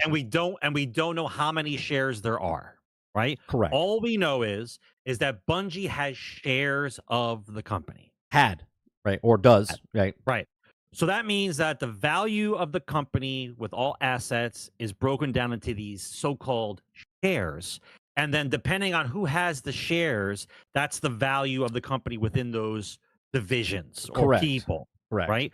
So now with a $3 billion or 1.2, so 3.2 is what they 2.6, whatever they paid. Well, 1.8, right? It would be because 1.2 goes to the retention, right? The retention for employees. That leaves 1.8, right? So 1.8 billion dollars is in the ether of these shares. Now you have people like Luke Smith and yada yada guy decides to disappear. Now, did they have shares? I'm pretty sure they all had did. shares. Yeah, they all had shares. Yeah. So when you decide to disappear into the bush like Homer Simpson, right? Does someone pay for the shares that you had once you walk away and you get a fiduciary responsibility? Do you get money from that? Do you get money?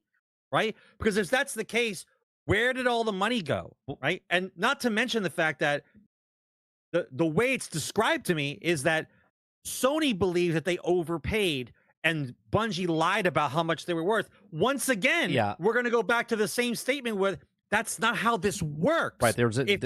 If there is an acquisition. If I buy a house, there's more due diligence than this.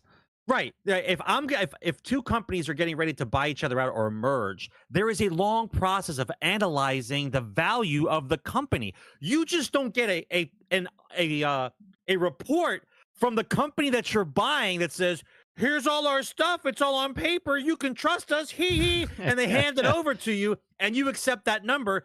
You do your due diligence. You go into the company. You assess the value of it before you pay $3 billion. Right. So what the fuck is happening right now? Well, this is what I asked last year in November when they fired 100 employees, and they said that they got rid of the highest employees that worked there the longest and had the most shares. Okay, and I was like, and I brought it up, and I'm just asking questions. I'm not saying that they did something, but it does seem odd that the people that you get rid of with the shares, because people in Bungie had shares, that they got rid of the highest ones that had the shares and the most shares. Okay, now obviously once Sony gets all the shares, then they own the entire company, right? Or they own the majority of the company. Yep. Okay, but let's make sure we're talking straight now. Shares do not equal stock. No. I'm not talking about stock. I'm talking about shares. This is a fictitious in Bungie. Thing made Correct. This is a fictitious thing made up it's by not Bungie. Public company. A share. We assessed value to it, which Correct. we don't know what which that we is. don't know what that is. We don't know how many there are. Right. Okay. So continue. So my question is, when they fired all those people with the highest shares in Bungie, okay, then they have to give those shares back to Bungie when they leave the company, right? We read that last year. We read a report of this earlier this year. But they're compensated for those shares with their package or whatever it is. And again, we don't know the value of that stuff, correct. right? We don't know the value. But I do think it's kind of weird that they fired another 220 people, and those people, okay, most likely had shares. They had shares, and I'm assuming the people that they moved over to Sony, they probably said, "Hey, you could take your shares in Bungie now that whatever value that is," and they said, "Now that you're with Sony, we can turn your shares into stocks for Sony now," right? So instead of paying them a severance package or anything like that, they can now give them, well, you owned 1,000 shares of Bungie. This is what the value is of that we determined based on what we've paid for the company. And now you can change those over to whatever it is for stocks for Sony, because they can open up more stocks options or whatnot. Obviously, I'm not diving too far deep into this, but it just seems... Okay, but now wrap your head around this. Yeah. If the value for the 3.2 billion is incorrect, that means your payouts for those people when they go out those shares, they were paid out more money than they were supposed to get because that number was wrong. Correct, and this is why they said they've been misled. So you have money going out into the ether now that no one can get back because it's already gone, right? That would never Sony would never let because there's no owner of Bungie.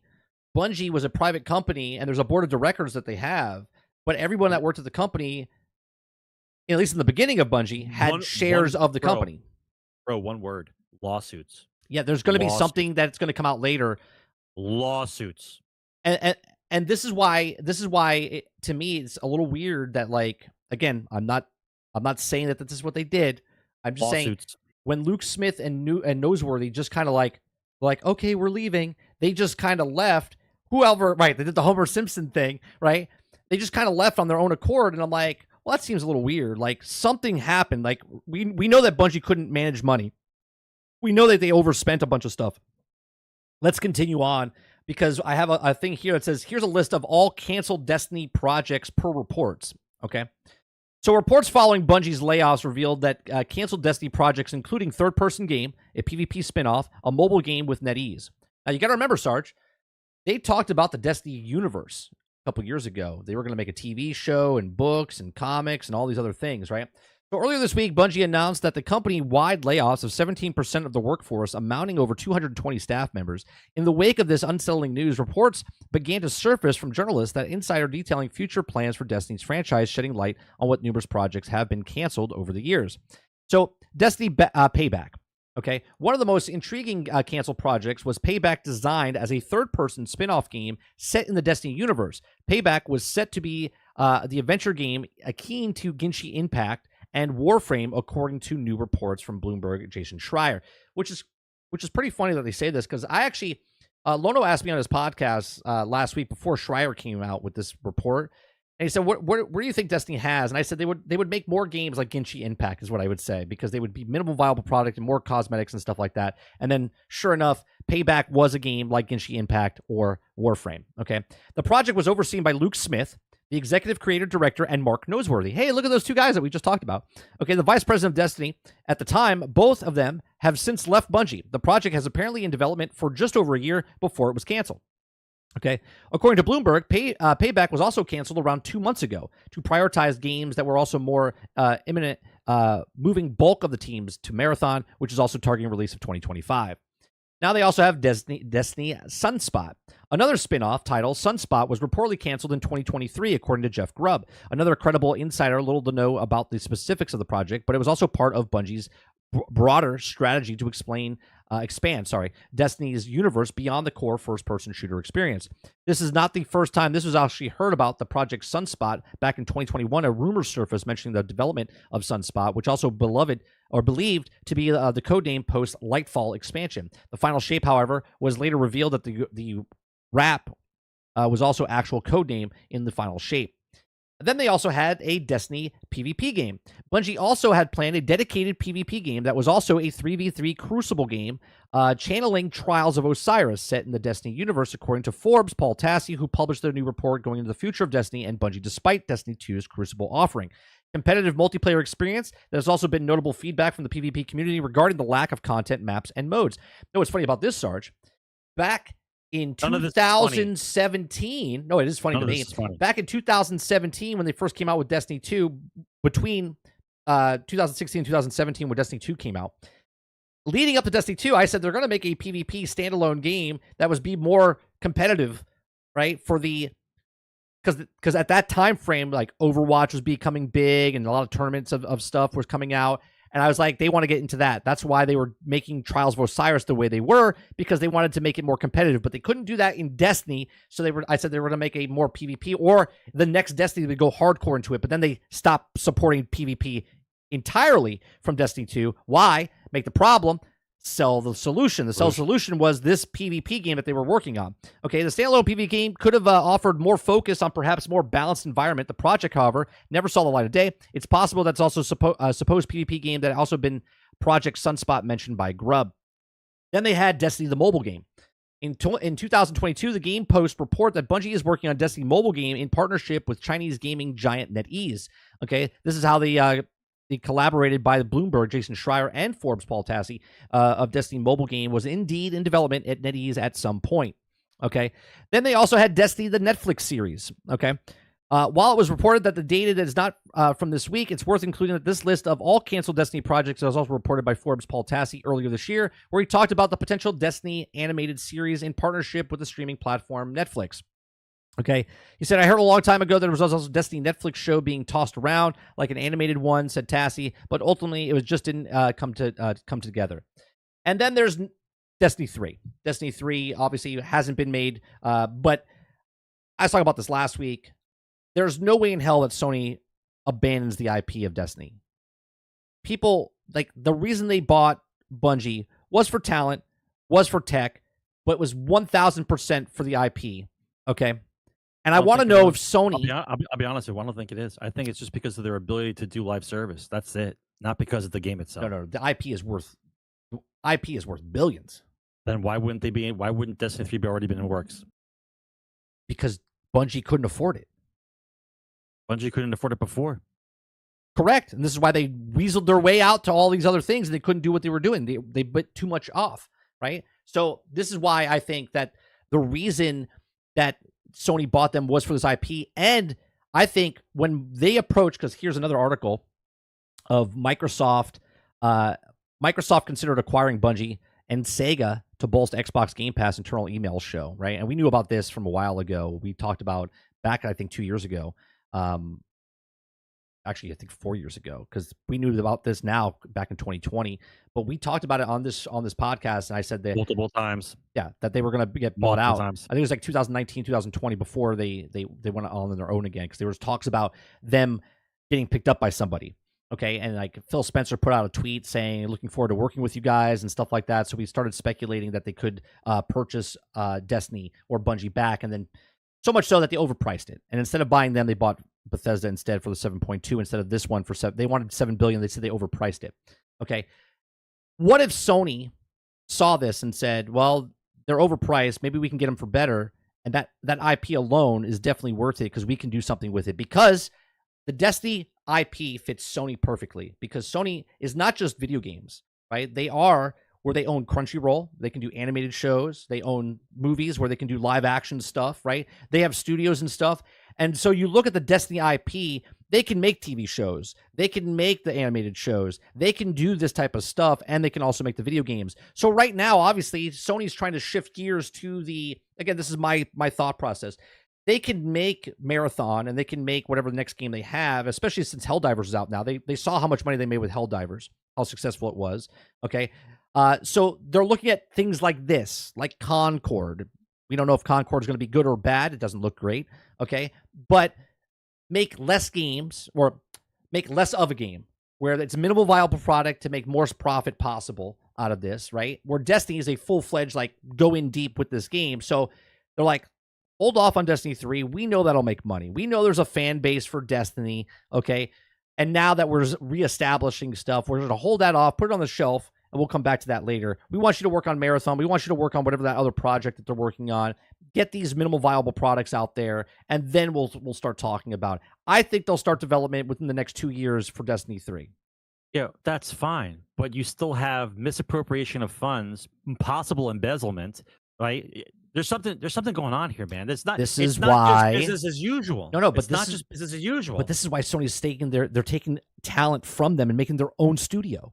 You see what I'm saying?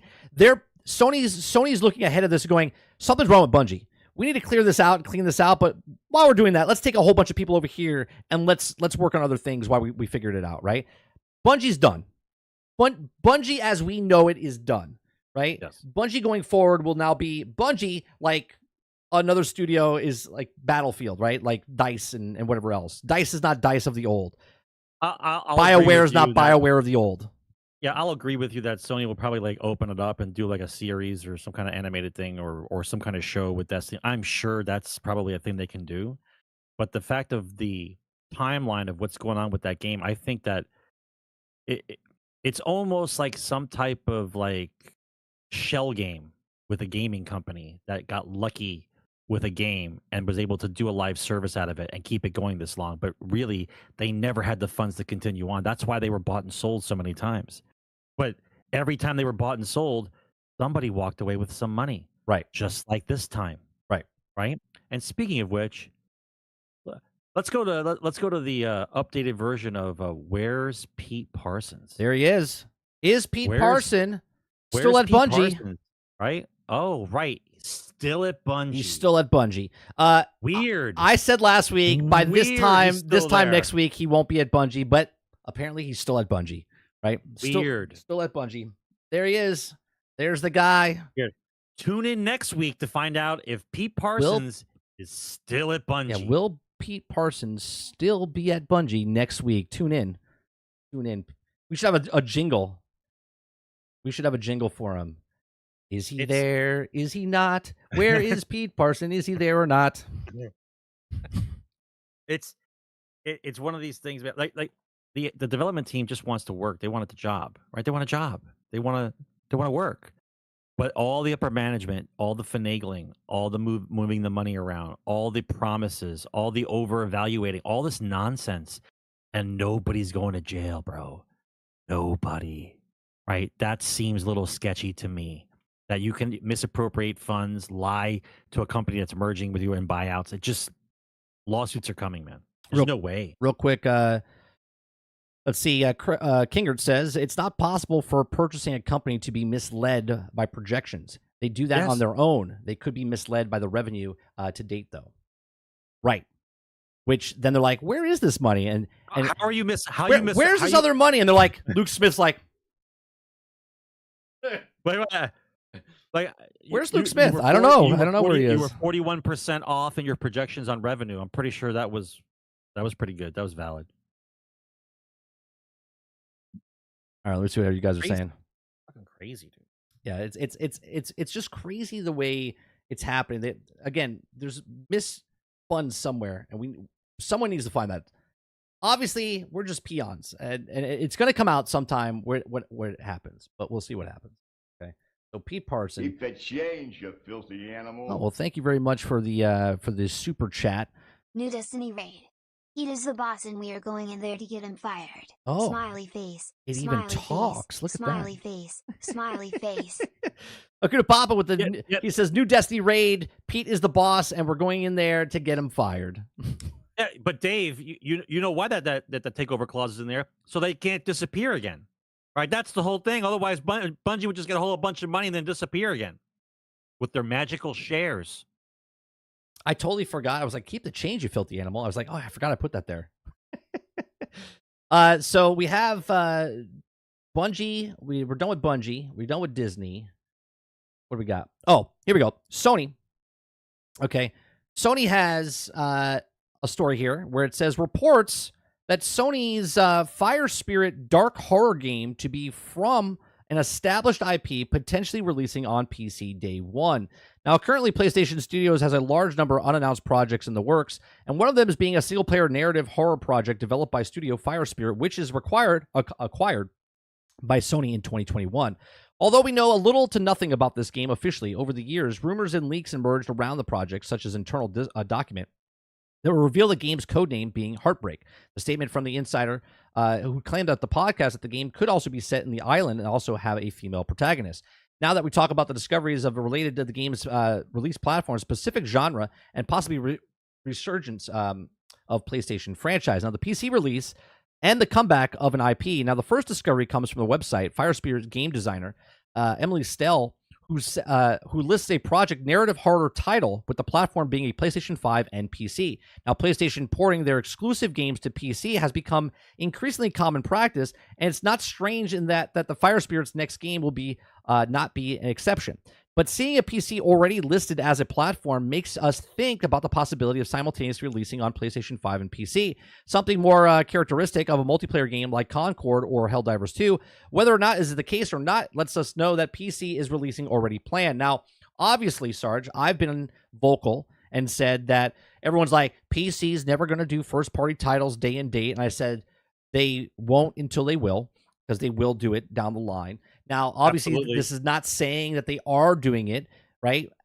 Obviously, we know nothing about this. This could be a single-player game. This could be a multiplayer game. It could be a live service game. But if it is a first-party title, which it is now, okay, and it is a studio now owned by Sony Entertainment, if it comes out on PC day and date, then end of discussion. Because end of discussion meaning that no matter what Xbox is doing or Microsoft is doing, Sony will do the exact same thing because that is where the industry is going. And that was my argument the entire time. Like, they have to adapt and move with the times. And now that Sony sees Helldivers sell very well at the exact same time, and even though they destroyed their own thing because you had to sign in, but they're making more money on the exact same moment of people that own PCs and PlayStations instead of going, here's our first-party title. 2 years later, here's our first-party title now on PC, right? They're like, oh, wow, we're making more money. More people will buy our games. Imagine the logic that this is making. So it looks like with the job posting and what the game is, potentially down the road, we can see our first-party title from Sony.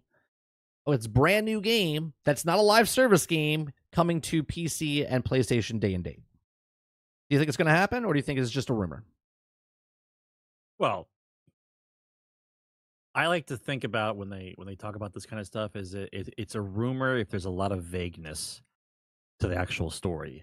These are very specifics. There's a lot of specifics going on. So I would think it probably will happen. But I think it's funny how they always talked about that they wouldn't do this when you know they were. Like, I don't understand the resistance of just admitting that this is the direction that the industry is going, and you would just go along with it. Not that you're trying to bow to the will of Microsoft. Like, this is the direction we're going to go. Like, you know that Xbox will have a dongle eventually. And because you know that, eventually Sony will have a dongle. Because that was a rumor that someone posted this bullshit story. But yeah, down the line, the technology will go towards that way. Yeah. Right. Or it's an app. Or it's just an app on the television set, right? When there's movement like this in the market, you have to look at the outside influences as well as the current industry standards, right? So after hearing years and years and years of letting them know that they say that if we make consoles, we're losing money on consoles.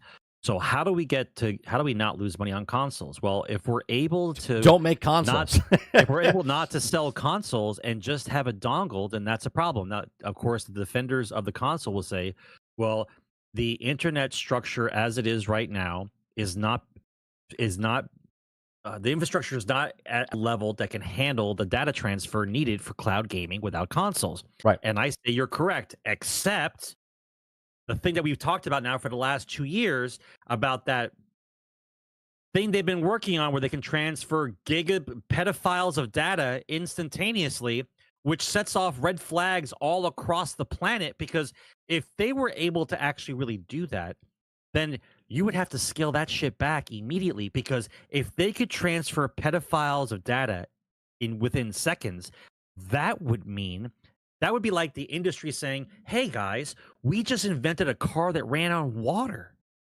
Right? They couldn't let that shit get out, but that's what they have in the back room and they're working on. So if you're able to do data transfer at that level, but not right away, we just scale up with the infrastructure that we have currently, right? Which means that eventually in 5 years, maybe you don't need a console. It's just streaming directly to your house. Yeah. And you're paying the service for it. We talked about this story about 2 years ago on this show, where the computing breakthrough just transferred the entire internet's traffic in 1 second. Right, this is from 2 years ago. This story, petabytes, so, it's petabyte, 1.84 petabytes of data per second. Right, yeah, roughly twice the entire internet's traffic for approximately 230 million photo downloads per second. Right, files. So they could literally, if this gets to work, right, if this gets to work and they get it broken down, then 100%, then you could put it on a, and we could have faster speeds and stuff. Yeah, he put petaphiles of data. Yeah, not that one. Yeah, petabytes, not pedophiles. Also, I mean, technically they are files in the peta form, but they're peta. Yeah. But when you have that thing, when you have that being worked on, then things start to come together. You're going to be able to not have a console. You don't need it. Yeah. Right? Well, so we'll see. Yeah. So the Fire Stick stuff. Look, if one company does it and it's successful, then other companies will do it and they will follow suit, right? And that's just the way it works. Just look at it this way. Remember those new retro consoles, like it's the old Nintendo or the old Sega or the old whatever. Small one, the small version. You plug in the controller and you have thousands of games or whatever, right? Someone tried it one time and they're like, oh, it sold well. And then all of a sudden now they've made every single console from the past into those little forms and stuff like that. Smaller example, but same example, the same thing, right? If the Fire Stick works and people start buying it and it gets better and more people are using it, then other companies will be like, well, that's a smart idea. Wait, they can still play our games and we don't have to shell out a huge amounts of R&D to make these new consoles that are super strong, where then we have these chips that can take the now you got me saying it, freaking the petabytes of data over to, as fast as they can across the internet. It'd be interesting. But there's also, like you said, Sarge, where if someone could hack that and they could download the entire internet in a millisecond, you know what I mean? Like, what's the security? What's the security on that? The world would be over. Like everyone would have it's horrible, right? But I think there's two. I think we're reaching a fork in the road, and it's what's going to happen. You're either going to have a console with a keyboard, which they talk about, or you're not going to have a console at all. Like that's the fork in the road. Or the console, right? The console with a keyboard, but it's not really a keyboard. So it's a really low end PC, right? Right. Or no console. Right. Was it Jeff Grubb or Jez Corden? One of them wrote a opinion piece about the next consoles need to come with keyboards. Right. The next consoles need to come with keyboards, and he says why they need to come out. And obviously, Xbox sees that, right? Hence why you can use keyboard with a lot of stuff on Xbox now, right? I also think they're bringing World of Warcraft to console as well. They're also doing controller support for World of Warcraft across the board. So I think Microsoft is in that form of where they're trying to merge everything together, right? Okay. Real quick, another story before we get to the Borderlands stuff is that Nintendo's Switch 2, that's what we're calling it, will get a AAA games at launch, it's claimed. Okay. So it says when Nintendo Switch launched in 2017, one thing it didn't really have is a library where AAA games. Okay, it had major first-party games like Legend of Zelda, Breath of the Wild, Mario Kart 8 Deluxe, but nothing from a bigger third-party developers, which is upcoming launch of Nintendo Switch 2. It appears to be a shift happening with games that are also available for players. According to Paul Gale, Nintendo Switch 2 will have a big launch window release from third-party studios, which includes significant AAA games. Now, obviously, during the FTC conversation, and Microsoft was trying to tell the FTC why they needed, why they wanted to buy and what they were going to do, they were already making deals behind the scenes with Nintendo, like a 10-year deal. You can put Call of Duty and stuff like that. As soon as you say Call of Duty is coming to Switch, that's a AAA game. So we thought already, before even the process went through, we were like, well, yeah, maybe the next Switch will have a Call of Duty on there, and it makes sense, right? It makes sense. So it says a few major third-party developers from E3 2017 weren't anticipating Nintendo's Switch taking off the way it did, and didn't have a AAA title at launch. The show itself was also working on a big launch window releasing on Nintendo's next system. Gale posts on Twitter, Nintendo Switch 2 will have some early significant ports, parallel releases, and exclusives. As far as what the AAA games are on Nintendo Switch 2 could be, and anyone's guess, right? So obviously, we talked about all this as well as far as the games. They don't need to be. I said that the Nintendo Switch 2 would be as powerful as like what the last gen was, like the PlayStation 1, or I'm sorry, PlayStation 1, the PlayStation 4 and the Xbox One, right? I said it would be as just powerful as that, but maybe now it's even more powerful. Maybe it's around the Xbox Series S level, but for Nintendo, because Nintendo never had to compete with graphics with PlayStation and Xbox. You know what I mean? They have their own thing. Well, they're the most profitable company in Japan. Probably because they optimize their hardware to the point where they know exactly what games they can make for the system, right? Right. So you don't get some kind of glitch mess, or it doesn't work right, or the card can't handle it, or the graphics card can't They just know their hardware, which is baffling to me. Why you have an entire company who knows how to handle the hardware, and everyone else is like just throwing darts in the dark. Like, maybe it'll work, maybe it won't. I don't know. We're going to release a game for the S. I don't know if it's going to work on an X and X. I don't know. Like, everyone just walking around like you don't know what your shit can do. Like, and you ask them like, can it do 60 frames? Like legit, and you're like, right. I don't know, maybe. Like you guys don't know. You guys don't know what your hardware can do. Meanwhile, Nintendo's over there going, yeah, you guys keep making your shit. Yeah, right? 60 million, 50 million, 40 million. The last number I got for Nintendo was they are $11 billion. They're the most profitable company, and they have zero debt. Yeah, they're the most profitable company in Japan. And with a B. Yeah, with a B. With an M. Yeah, $11 billion. They're worth $11 billion, and they have zero debt. Correct. And this is why we always call them Crazy Uncle Nintendo. Crazy Uncle Nintendo. And they can do whatever they want, right? They're just crazy. And they're like, hey, you know what? Everyone's making consoles. Let's make a handheld. They're like, oh, everyone's using discs. Let's make a little cartridge, right? They don't care. They go the opposite direction of everyone else. Like, this is the new form. It's a CD. They're like, no, we're going with mini discs instead for the GameCube, right? They always went... What a pain in the ass. They always went the complete opposite of anybody else in the industry because they don't care. You come out with a game, you sell 5 million, there's articles being reported left and right. Meanwhile, they come out with a game, it sells 30, 35, 40, 50, 60 million. Everyone's like, Nintendo sells that much? I didn't know they sold that much. They literally like they pretend like the Nintendo doesn't exist. Like it's always been Sony and Microsoft, and nobody's paying attention to Nintendo. Meanwhile, yeah. Yeah. Xbox would chop off a leg to make one game sell as much as they do, right? They had to literally pay $60 billion to get a game that sells 30 million copies a year. Okay? Yeah. It's strange. Yeah. It's strange. But Nintendo can do wrong if I've seen some of their games, like the whole Pokemon series. That's a series that needed to be fixed. But you see what happens. They drop the ball. And they still sold 30 million copies of it. I understand, but Power World slid right in there and said we could do a better game than you. Right, and they sold 25 million units. Right.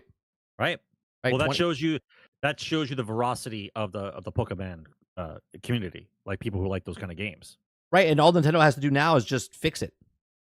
Yeah. Well, the next game, you mean? They're not going to fix anything. That's the thing I also talked about. Besides the Pokemon Scarlet Violet type of stuff, a lot of games, first-party games, by the way, first-party games that come out on Nintendo is good quality. Like, the quality of the games are good, right? They're not broke, buggy, unfinished, like a DICE and EA and all these other companies that come out with their games, right? They come out and the games are complete for the most part. Let's see what else we got. We got Borderlands, and we got Elon Musk. Elon Musk is going to be a real fast one, because this one is...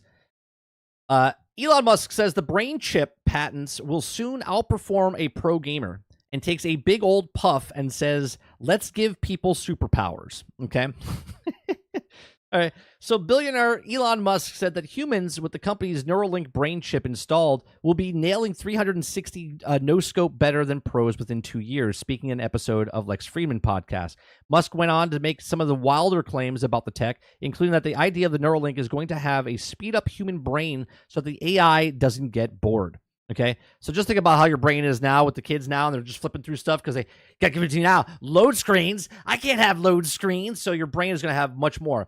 Musk says in his idea of about data rate of humans came about while it was thinking about the AI safety of the possible barriers of the positive human AI convergence. He said the low data of rate of humans, especially our slow output rate, would diminish in the link between humans and computers, says Musk. Before adding a rather unbelievable coda, let's say that you look at the planet or whatever they I really like to make that planet happy, but it's not saying a lot. The human brain is the pinnacle of evolution of the computer that no Silicon Valley firm is even close to outperforming, and we barely understand the complexity of the capabilities comparing to the planet. Not for me. So nonetheless, Musk insists that a major goal is to somehow increase the output rate of humans, i.e. now fast of our brains sending signals to the chip, and reckons that there's also potential to go 3, maybe 6, maybe even more orders of magnitude, just in case you feel like Musk is pulling these numbers out of air. He goes on and agrees with Freeman, suggesting that hundreds of millions will have neural links within the next couple of decades. Okay? So basically, we're going cyberpunk. But I was just going to say, we're literally living in the world of cyberpunk. Legit going to go cyberpunk. Right? Where now you won't have to worry about people cheating with monitors. They're just cheating because they have a chip in their brain, and they can just see what's happening on the screen that much faster and react that much faster because of the chip inside their brain, right? And then obviously we see things now where people beat like Monster Hunter bosses or Elden Ring bosses with they have that little net thing on their head, and they're controlling the game with their brains.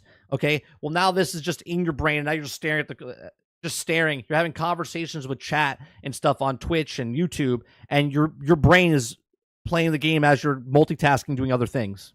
Yes, it's legit cyberpunk. Yeah, we're gonna look like the people from the Boba Fett episode with the fucking Vespas. That's what society is going to look like. We're going to look like shitty looking cyberpunk characters. That's where it's happening.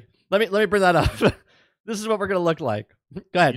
You speak. No, I don't want to look like that. I'll look like anybody from the actual cyberpunk game, but not like those fucking people. This is the way. Man. This is what you're going to look like. You're going to look like these guys. Some douchebag on a Vespa. Get the fuck out of here. This is what Elon Musk is going to make for us. This is what we're getting right here, right? We're getting this. This is what you're going to. Oh, what happened? Look. Oh, our stream just like stopped for a second. This is what you're going to look like. You're going to look like this guy with the little eyepiece on. You're not going to look like cool cyberpunk Keanu Reeves in Cyberpunk. You're going to look like these douchebags. Oh yeah. Check out my stream, bro. That's what they're all gonna have the Neuralink chips inside their brains. We can't handle smartphones yet, bro. You want to put chip in people's brains? Come on, man. That's it. The worst part about it is after the initial pullback of not wanting to do it, knowing that you're gonna have to do it in order to compete in the job market, that's what's gonna happen. Like initially, people are gonna have problems and like this doesn't work. People are gonna die. People's brains are going to explode. It's going to be like Scanners, the old movie. Like shit's going to go down, right? But after the initial pullback and it starts to work, like you're going to be in charge of businesses, and like the only way you can compete is if you have a chip too. You know what I mean? Yeah. Like, that's how it's going to happen. You're going to have basically it's a microtransaction for your brain. You want to perform on the same level as other people. You're going to have to buy the Neuralink chip. I'm just saying. If somebody's running a business and they have a chip in their brain and they know all the angles, it's like Limitless. That movie Limitless, right? They get the upgrade, right? He's got the 1.0.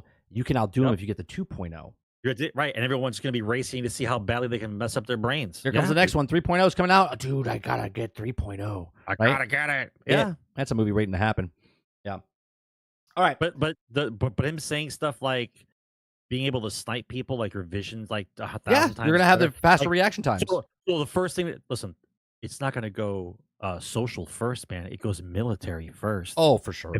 If that shit goes down, it goes to military first. Yeah, military. we could literally have it always starts at military and then goes down to civilian. We could have like Captain America. We could have like Captain America. I'm telling you, Elon Musk is at an Iron Man suit somewhere. He does. He has an actual Iron Man suit. I believe this. Like if the world goes to shit, all of a sudden we're gonna see someone fly. It's gonna be Iron Man. He's gonna show up and go, "I am Iron Man." he's gonna, he's fantasizing about that. I understand why people are scared of him, but like you need people like him to push society forward. I know everybody thinks that we would just get there on our own, but we're monkeys with cell phones. Do you see how long it took to do certain things over the years? And then when there's a genius that starts up, think how fast you move. Like the guy who invents the light bulb, the guy who invents the computer, like things get exponentially faster. Like that's what happens. So now you have a billionaire who doesn't have to answer to anyone, and he's a free thinker, and he goes, I want to do this. And they go, I don't know if you can do that. And they go, I don't need your permission. I'll put my people together and we're going to do it. Right. Like NASA can't fire rockets into the sky. Like here's my example to everybody. NASA can't fire rockets anymore. It's too fucking expensive. He's like, well, what's the deal? He goes, well, when we launch them up there, they drop off the things and then we have to get them back and it's all expensive. He's like, all right, I'm going to make the rocket from 1950s when your parents were kids, and the rocket goes up and the rocket comes down. Like that's talking about a television show. He's like, nope, we can do it. Give me 10 years. 10 years, done. Rocket does this. Like from 1950 black and white sci-fi movies, the rocket goes up, the rocket comes down. Everything's fine. He did it in less than 5 years, I think. Right. 50 years. NASA has government money. 5 years. Unlimited to do whatever they want. Can't do it. This dude goes, I'll do it. No problem. Right? You want to put the brakes on someone like that? You want to put the kibosh on pushing society forward so we can get some shit done finally, instead of everyone just sitting in the corner going, "Oh, that's just the way it is." Everybody who says that fucking line, well, it's just the way it works, is because you haven't seen the window of opportunity how to get the fuck out of that room. That's it. We're living in a simulation. Okay, we're living in a simulation, and Elon Musk is Tony Stark. Okay. Yes. He is Tony Stark. He is. Okay. Speaking of craziness. Okay, I actually want to agree with IGN. Maybe they scored it a little too high. But Borderlands, coming out today. It came out today. People are reviewing it. IGN gave it a 3. 3 out of 10. Okay. Now, this is this line, okay? Borderlands is an abysmal waste of beloved franchise that takes a kooky band of murderers, misfits, and drains the life out of it first adventure together. That's the way they say it. Okay. There's so much going on around this movie that I got Rotten Tomatoes here. Rotten Tomatoes. Okay, let me go back to right now. They're at 6%. 47 reviews of full critics, like actual critics, 6%, and 48% audience score. Okay, which dropped dramatically from when we first started the show just 2 hours ago. It was at like 57%, and it's now down to 48%. Okay. Every single person here, I'm going to read you some reviews and just listen to some of these. We did this earlier today, Sarge. Isn't it time to do No, this is not bot, no bot. This is actual critics. No? This is critics. Okay. Critics are saying, sort of generic Guardians of the Galaxy knockoff, except set in the wasteland without any soul, humor, and imagination. Okay. Another person says this film itself is clunky, old ship trying to present itself as a new one with general distance between those steering it and targeting the audience. Another person says, console junkies will find themselves involuntarily hammering an imaginary X button in the hopes of getting back the gameplay, but no good, and you're stuck with this wacko BS. Okay, like look at all. There's only a couple people that gave it a non-Rotten Tomato score here, and let's read these guys. Cate Blanchett leads the all-star cast in Borderlands video game series adaptation. Will surface open-minded fans. Yeah, open-minded fans, okay, and get predictably trashed by highbrow critics. We beloved the first-person looter shooter and its players that won't be disappointed, okay? Borderlands rushes through too many plot points for its own good, but it's saved by its likable cast and willingness to lean into the video game. My biggest problem with this movie is the cast. Cate Blanchett, she's a beautiful woman. I love Kate Blanchett. Right? She's a beautiful woman. I have nothing against her personally. She is too old to play Lilith. Lilith is in her 20s.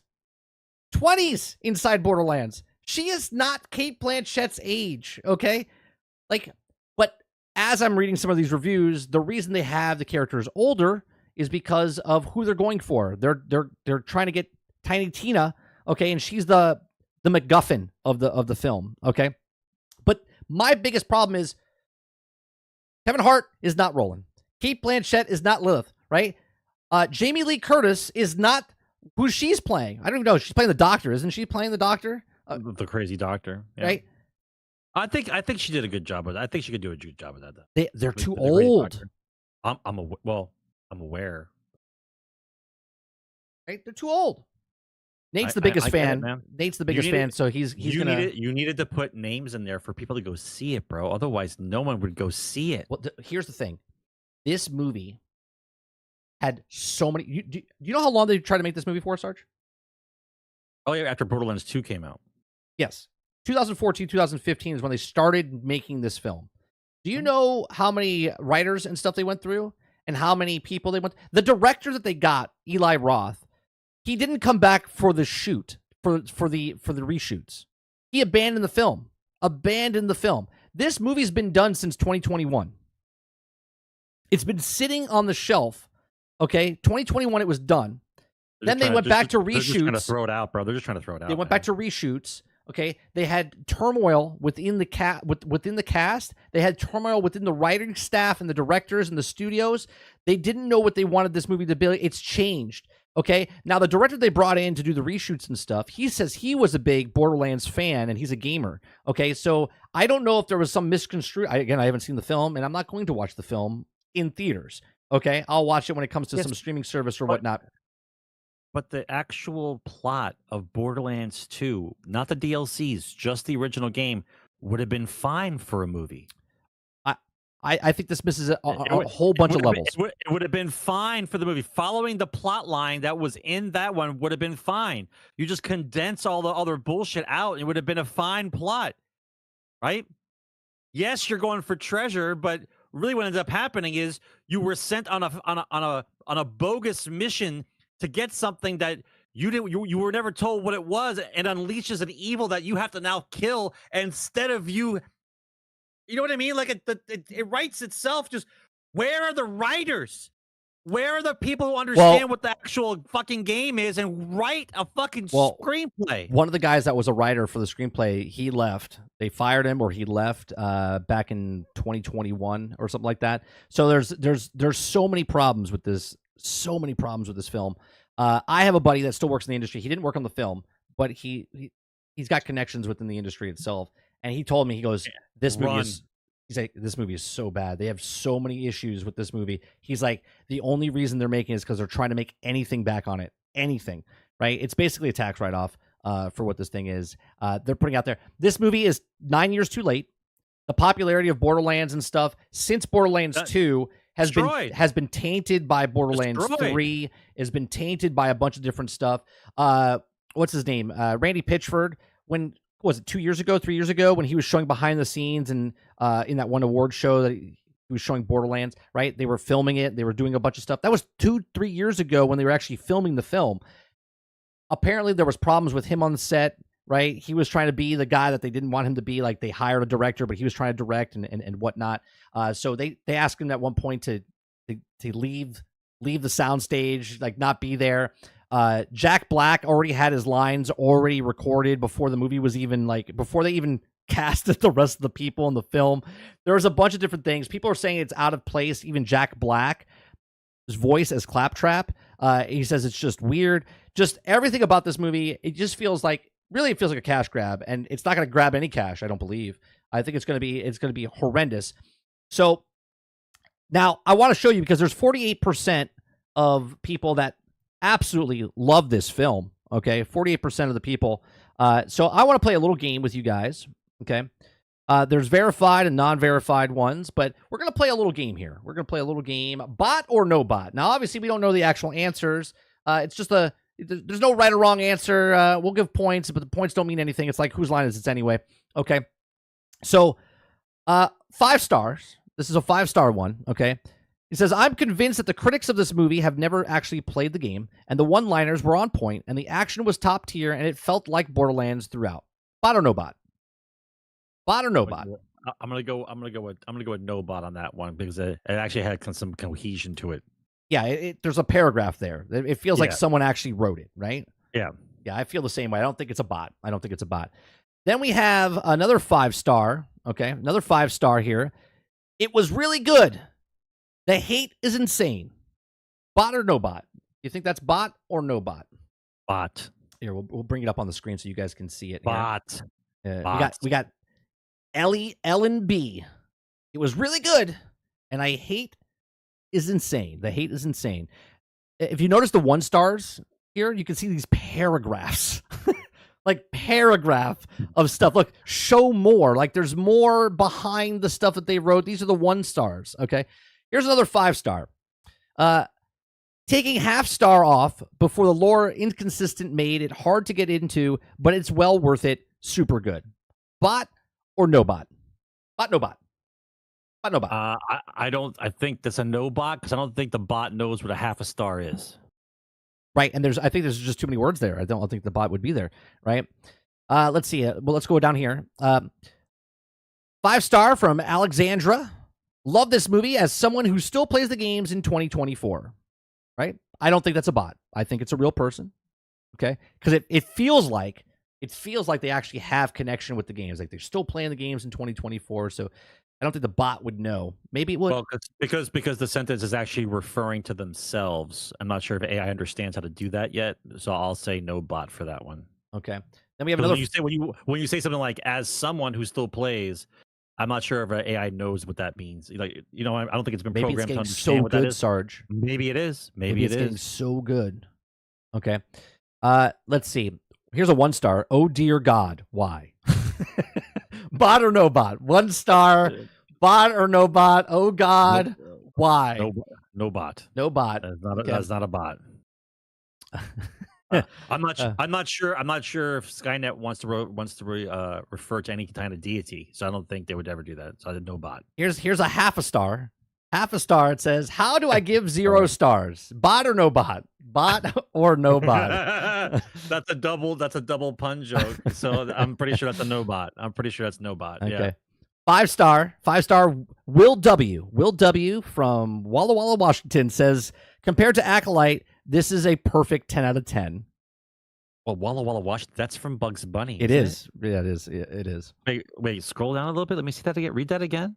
Compared to Acolyte, this is a perfect 10 out of 10. Will W. Bot or no bot? You think they use a bot to insult Disney and to give it 10? I think I'm gonna go with bot on that one. I think for it to say compared to Acolyte, it's perfect. 10. I think that's legit. I think that's legit. Wow. Yeah, I think Argus says Paige Shill. I don't think the robot has sarcasm. Yeah, that's legit. Yeah, your guys are right. That's probably legit. Okay. That's super sarcastic. Yeah. I can't read that one. That's in Spanish. Let me see another good 5-star. 1 star. Terrible movie. It was a mess. Bot or no bot? It's just funny looking at the 1 stars and look, they're paragraphs. It's a paragraph. Yeah. Right. And then you go to the 5-star. It's a sentence. Right? Actually, not that bad. Bot. Here's a good one. No name. No picture. No name. Best movie of the 2024. Gonna break $1 billion. Nate, is that you? Is that you, Nate? Is that Nate right there? Best movie of 2024. Gonna break $1 billion. That's legit. I think that's Nate. That's legit. Somebody put that in. I'm messing with you, Nate. By the way, It's all caps, bro. It's legit. He's yelling. Best movie of 2024. It's gonna break $1 billion. Yeah, that's legit. That's some crazy person. Here you go. Gigabot. It's a Giga Chad bot. That's what that is. Here's a 5-star, and it's more than 1 line. So we got to read this one. Okay. All right, go ahead. My wife and I played the games and really enjoyed the movie for what it was. Cast was perfect. Would love a sequel with even more characters from the game. Now that's hard to distinguish. Bot. Yeah. 100% bot. Right? You can't have the first line say, "My wife and I played the games and really enjoyed the movie for what it was. Cast was perfect." You are liars. Fucking bot. Bot. All right, 5-star. Jose, 5-star. Honestly, wasn't a bad movie. Nothing crazy, but definitely a good watch. I think that's real. I don't know about the 5 stars though. It's a little weird. Honestly, wasn't bad. Like, what are you Nothing crazy basing this off of, man? Like, what are you watching? Like, Plan 9 from Outer Space is like your favorite movie of all time. Like, what are you looking at? I think when you Jason. give this movie 5 stars. I think Jason R here really knows what's going on. He says half a star. You know who Jose is? He's just one of those illegals just trying to get in. That's who Jose Jason is. R says half a star, beloved by bots, hated by humans. I think he knows something. I'm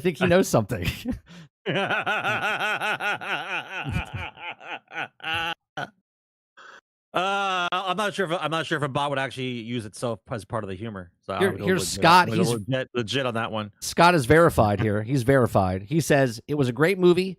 If you love the games, 5 stars. 5 stars. Okay, here's another one. Timothy H. If you love the game. If you love the games, 5 stars. Timothy H says the best part of this movie was Marcus, played by Benjamin Brian Davis. We need more of him. That's it. I think is Benjamin Brian Davis Kevin Hart's real name?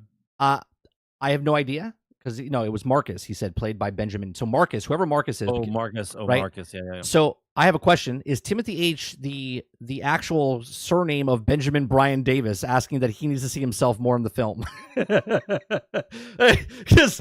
I that just seems very strange to me. Is it must be a relative or something of him? It's definitely not a bot. Eric S here, 1 star, says worst movie I've ever seen in a long, long time. Okay. Actually, here, we'll read this one. Oh my God. This is definitely not a bot. We know Eric hasn't gone out to see a lot of movies. If this is the worst movie he's seen in a long time, he hasn't gone out yet in a while. This right here is 3 stars. What the fuck is that? I'm not going to read this. We know Average Guy R. He's real. This is not a bot, and this is not hatred. This is a dude that put a paragraph. Dude. You want me to read this, chat? You want me to read what he's putting down? What the hell? Okay, he says, I went into this with a pretty open mind. I never played games it's based on, and I only knew a little about it. I've seen trailers, and the cast had reasonably high hopes. I think it's fair to say it went in without any major preconceptions about the film. I certainly know thoughts about how it would compare to its games. I walked out in a similar vein. Oh, I thought he walked out. I walked out in a similar vein walking out of Rise of Skywalker. Did I enjoy it? Not. Or not. I'm still not entirely sure. This film is with multiple Oscar-winning actors, and yet most of the performances felt like they lacked significant depth. It's a movie with the absolute visual spectacular, and it has some of the doggiest CGI I've ever seen in some times. It's got vibrant color fests for eyes that failed to leave imprint in my soul. It's not a bad film, but there's something missing. The script is messy and flat. The characterizations feel like somebody has been building characters in a game, not filled in every part, and still set out to play out the game. I think it was also, it might be is where the gamers need to explain things to me. I don't know if they jump parts of the story. Thought it feels like, and it might have done, it's suspect that a lot has been left out of this and could have also helped. Overall, the visual spectacle and the starry cast feels incomplete and messy. If you're looking for something that you don't need to think about too much and it's just what you want to watch things to go boom. There you go, Sarge. I think you could have a beer, a couple beers, be trash and not even care. I think that's what he's saying. And then this is for you. If you're looking for a big fan of the games, I have a sneaky suspicion that this is going to make you very angry, and this is not a good way. And it's not a good way. All that being said, it's still better than Thor: Love and Thunder. Ooh, man. Love and Blunder was terrible. I don't know, man. I think you know what though. That is a well thought out review. I think the standards of movies have really gotten low. Okay, here's one. Jurassic T, 5 stars, says the greatest movie adaptation based on Telltale games. Popcorn Bot. emoji and 100 face. 100% bot. I have a question. Is there another movie based on Telltale games? I don't think there is. I don't think there is. That's got to be sarcasm. Wasn't there Last of Us? Wasn't Last of Us a Telltale? That was game? a show before the video game. Oh, okay. Krebsy says that's a cheap bot. Okay. Let's see. Another one says, I enjoyed this film very much. Went with some friends and all thoroughly enjoyed it. Michael T. 5 stars. Bot. Here's another 5-star. That was a great movie. That's it. I loved it so much. It's just a great movie. Just go see it. You just can't say it. You just can't say it. Okay, here's another 5-star. Food was really good, and the movie was awesome. He had such a great. He's high. He had such a great time. He threw in the food as part of the movie. The food was The food was great, and the movie was awesome. Okay, another 5-star. I really enjoyed it. Was action-packed, a little bit weird, and gave me a good couple of chuckles. I laughed out loud. Okay. Bot. That's a bot. And here's great for what it is. Glad finally to see favorite characters on the big screen. Be back tomorrow as well. That's Nate. That has to be Nate. Be back tomorrow. They're gonna watch it again. Watching it again. He's watching it again. And you know what? Be back tomorrow. Yeah, Get the fuck out of here. I'll tell you what. There's plenty of That's a seats. bot.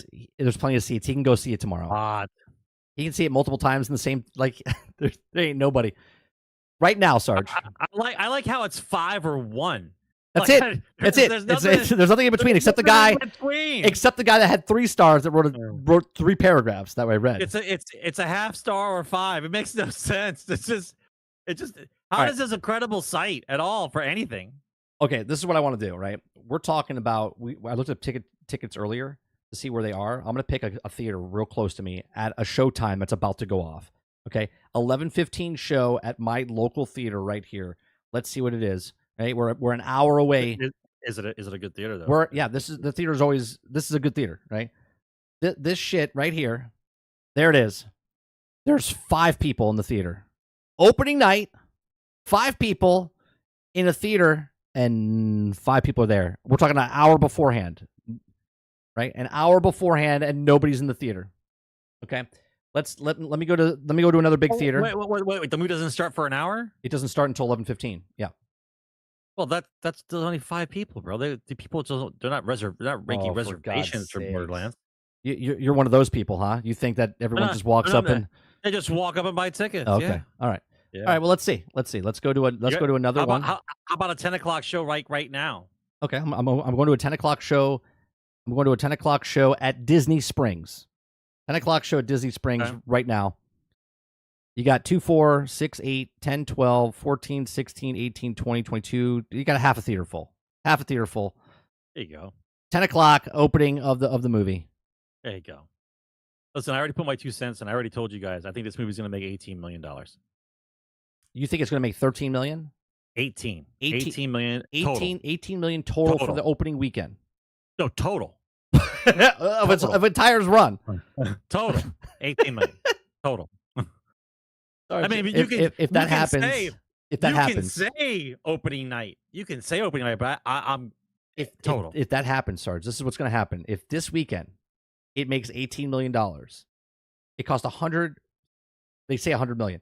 If it makes $18 million this opening weekend, they do a Homer Simpson. They literally disappear, and we never hear from this movie again. They will pull it from theaters if it makes $18 million. It will not get a week 2 if it makes $18 million this opening weekend. And I'm standing behind my choice. 18 million. My God. I think 18 million for this weekend. Yes, 18 million. I don't think it'll make more than 46 million this weekend in opening weekend, right? 46 million is what the Marvels made, and Marvels was $180 million for the if you guys are going to say it's a shitty movie, then you got to stand behind your shitty movie pick. This is a shitty movie. I'm going to go 18 million. One of the reviews, okay, he actually brought it up. He said and Homer Simpson out. Yeah. So one of the guys that actually made a review, one of the critics, he said it perfectly. He said that he goes, I thought going into this movie, maybe it's going to be so bad it'll be a cult classic. He says, unfortunately, that's not going to happen. He says it's just plain bad. It's just bad all around. Like I said, maybe this movie will be so bad it gets to that extra level of it's so bad it's so good. You know what I'm talking about? Like a cult classic. A cult I said that classic. to the stream Yes. today. Yes. Yeah. Okay. I don't think it has the legs. I don't think it has the One legs. of the reviewers said, he goes, I thought maybe it was going to be that. He goes, absolutely not. It's just bad. Just bad. Yeah. Deadpool will make probably that this weekend. Total this weekend, 25 to 30 million. Robert Jones, I know you asked earlier what the it's not going to show the box office. It's not going to show the numbers for it. Maybe Saturday they would show it. There won't be anything on it right now. Yeah, they won't show it. It's 0 right now. So that's going to do it for our show here. Episode 405 is in the can. We'll see next week, Sarge. We'll talk about Borderlands and see how much it made opening weekend. I have a bet with Nate. Nate said that it's going to make more than 46 million opening weekend. I gave him 45. I said if it makes more than 45, I will give 5 memberships in my chat on Monday. If it doesn't make 45, then he has to give 5 in for it. I think I'm pretty happy with my pick there. I think I don't think it will make 45 million this opening weekend. Bro. 18 million. If it makes 18 million, dude. Oh, wait. A movie just came out recently, okay, which was the purple what the fuck is it called? Purple Crayon. It's a kid movie. The kid, yeah, I got it. Yeah, kid movie. Weekend daily. The hell, where's this? The Purple Crayon. I don't know why you're going to use that as an example, because the Purple Crayon thing is based on people's childhoods. Like, you actually knew the kid when you were growing up. I understand that. Know that. I understand that. Right? This has been out for 5 days. Yeah. 5 days, and it's made a total of $11 million. You're saying that Borderlands is only going to make 18 million. It's an entirety out there. No, this weekend. Oh, just this weekend. Yeah, this weekend, 18 million. That's movie suicide. 18. Yeah. I'm The aware what I picked. I'm aware what I picked. Okay. I know what I'm saying. Okay. Purple Crayon opening weekend made 6 million. That opening weekend, Purple Crayon 6 million. Done. This is definitely better than the Purple Crayon. Yeah. Last night it made $842,000. Purple Crayon. Done. And that's a movie based on people's childhoods. Yeah.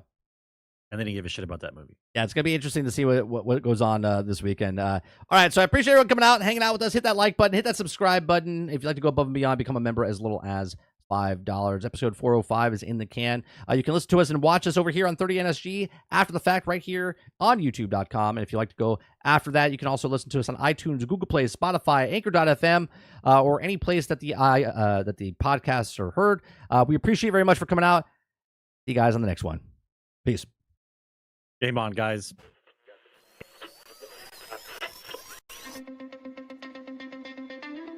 They're two brothers and gamers that have been playing games since the early 1980s. Combined, they have over 65 years experience. Join them each week as they discuss and rant about gaming and entertainment news. This is Generation X Gaming.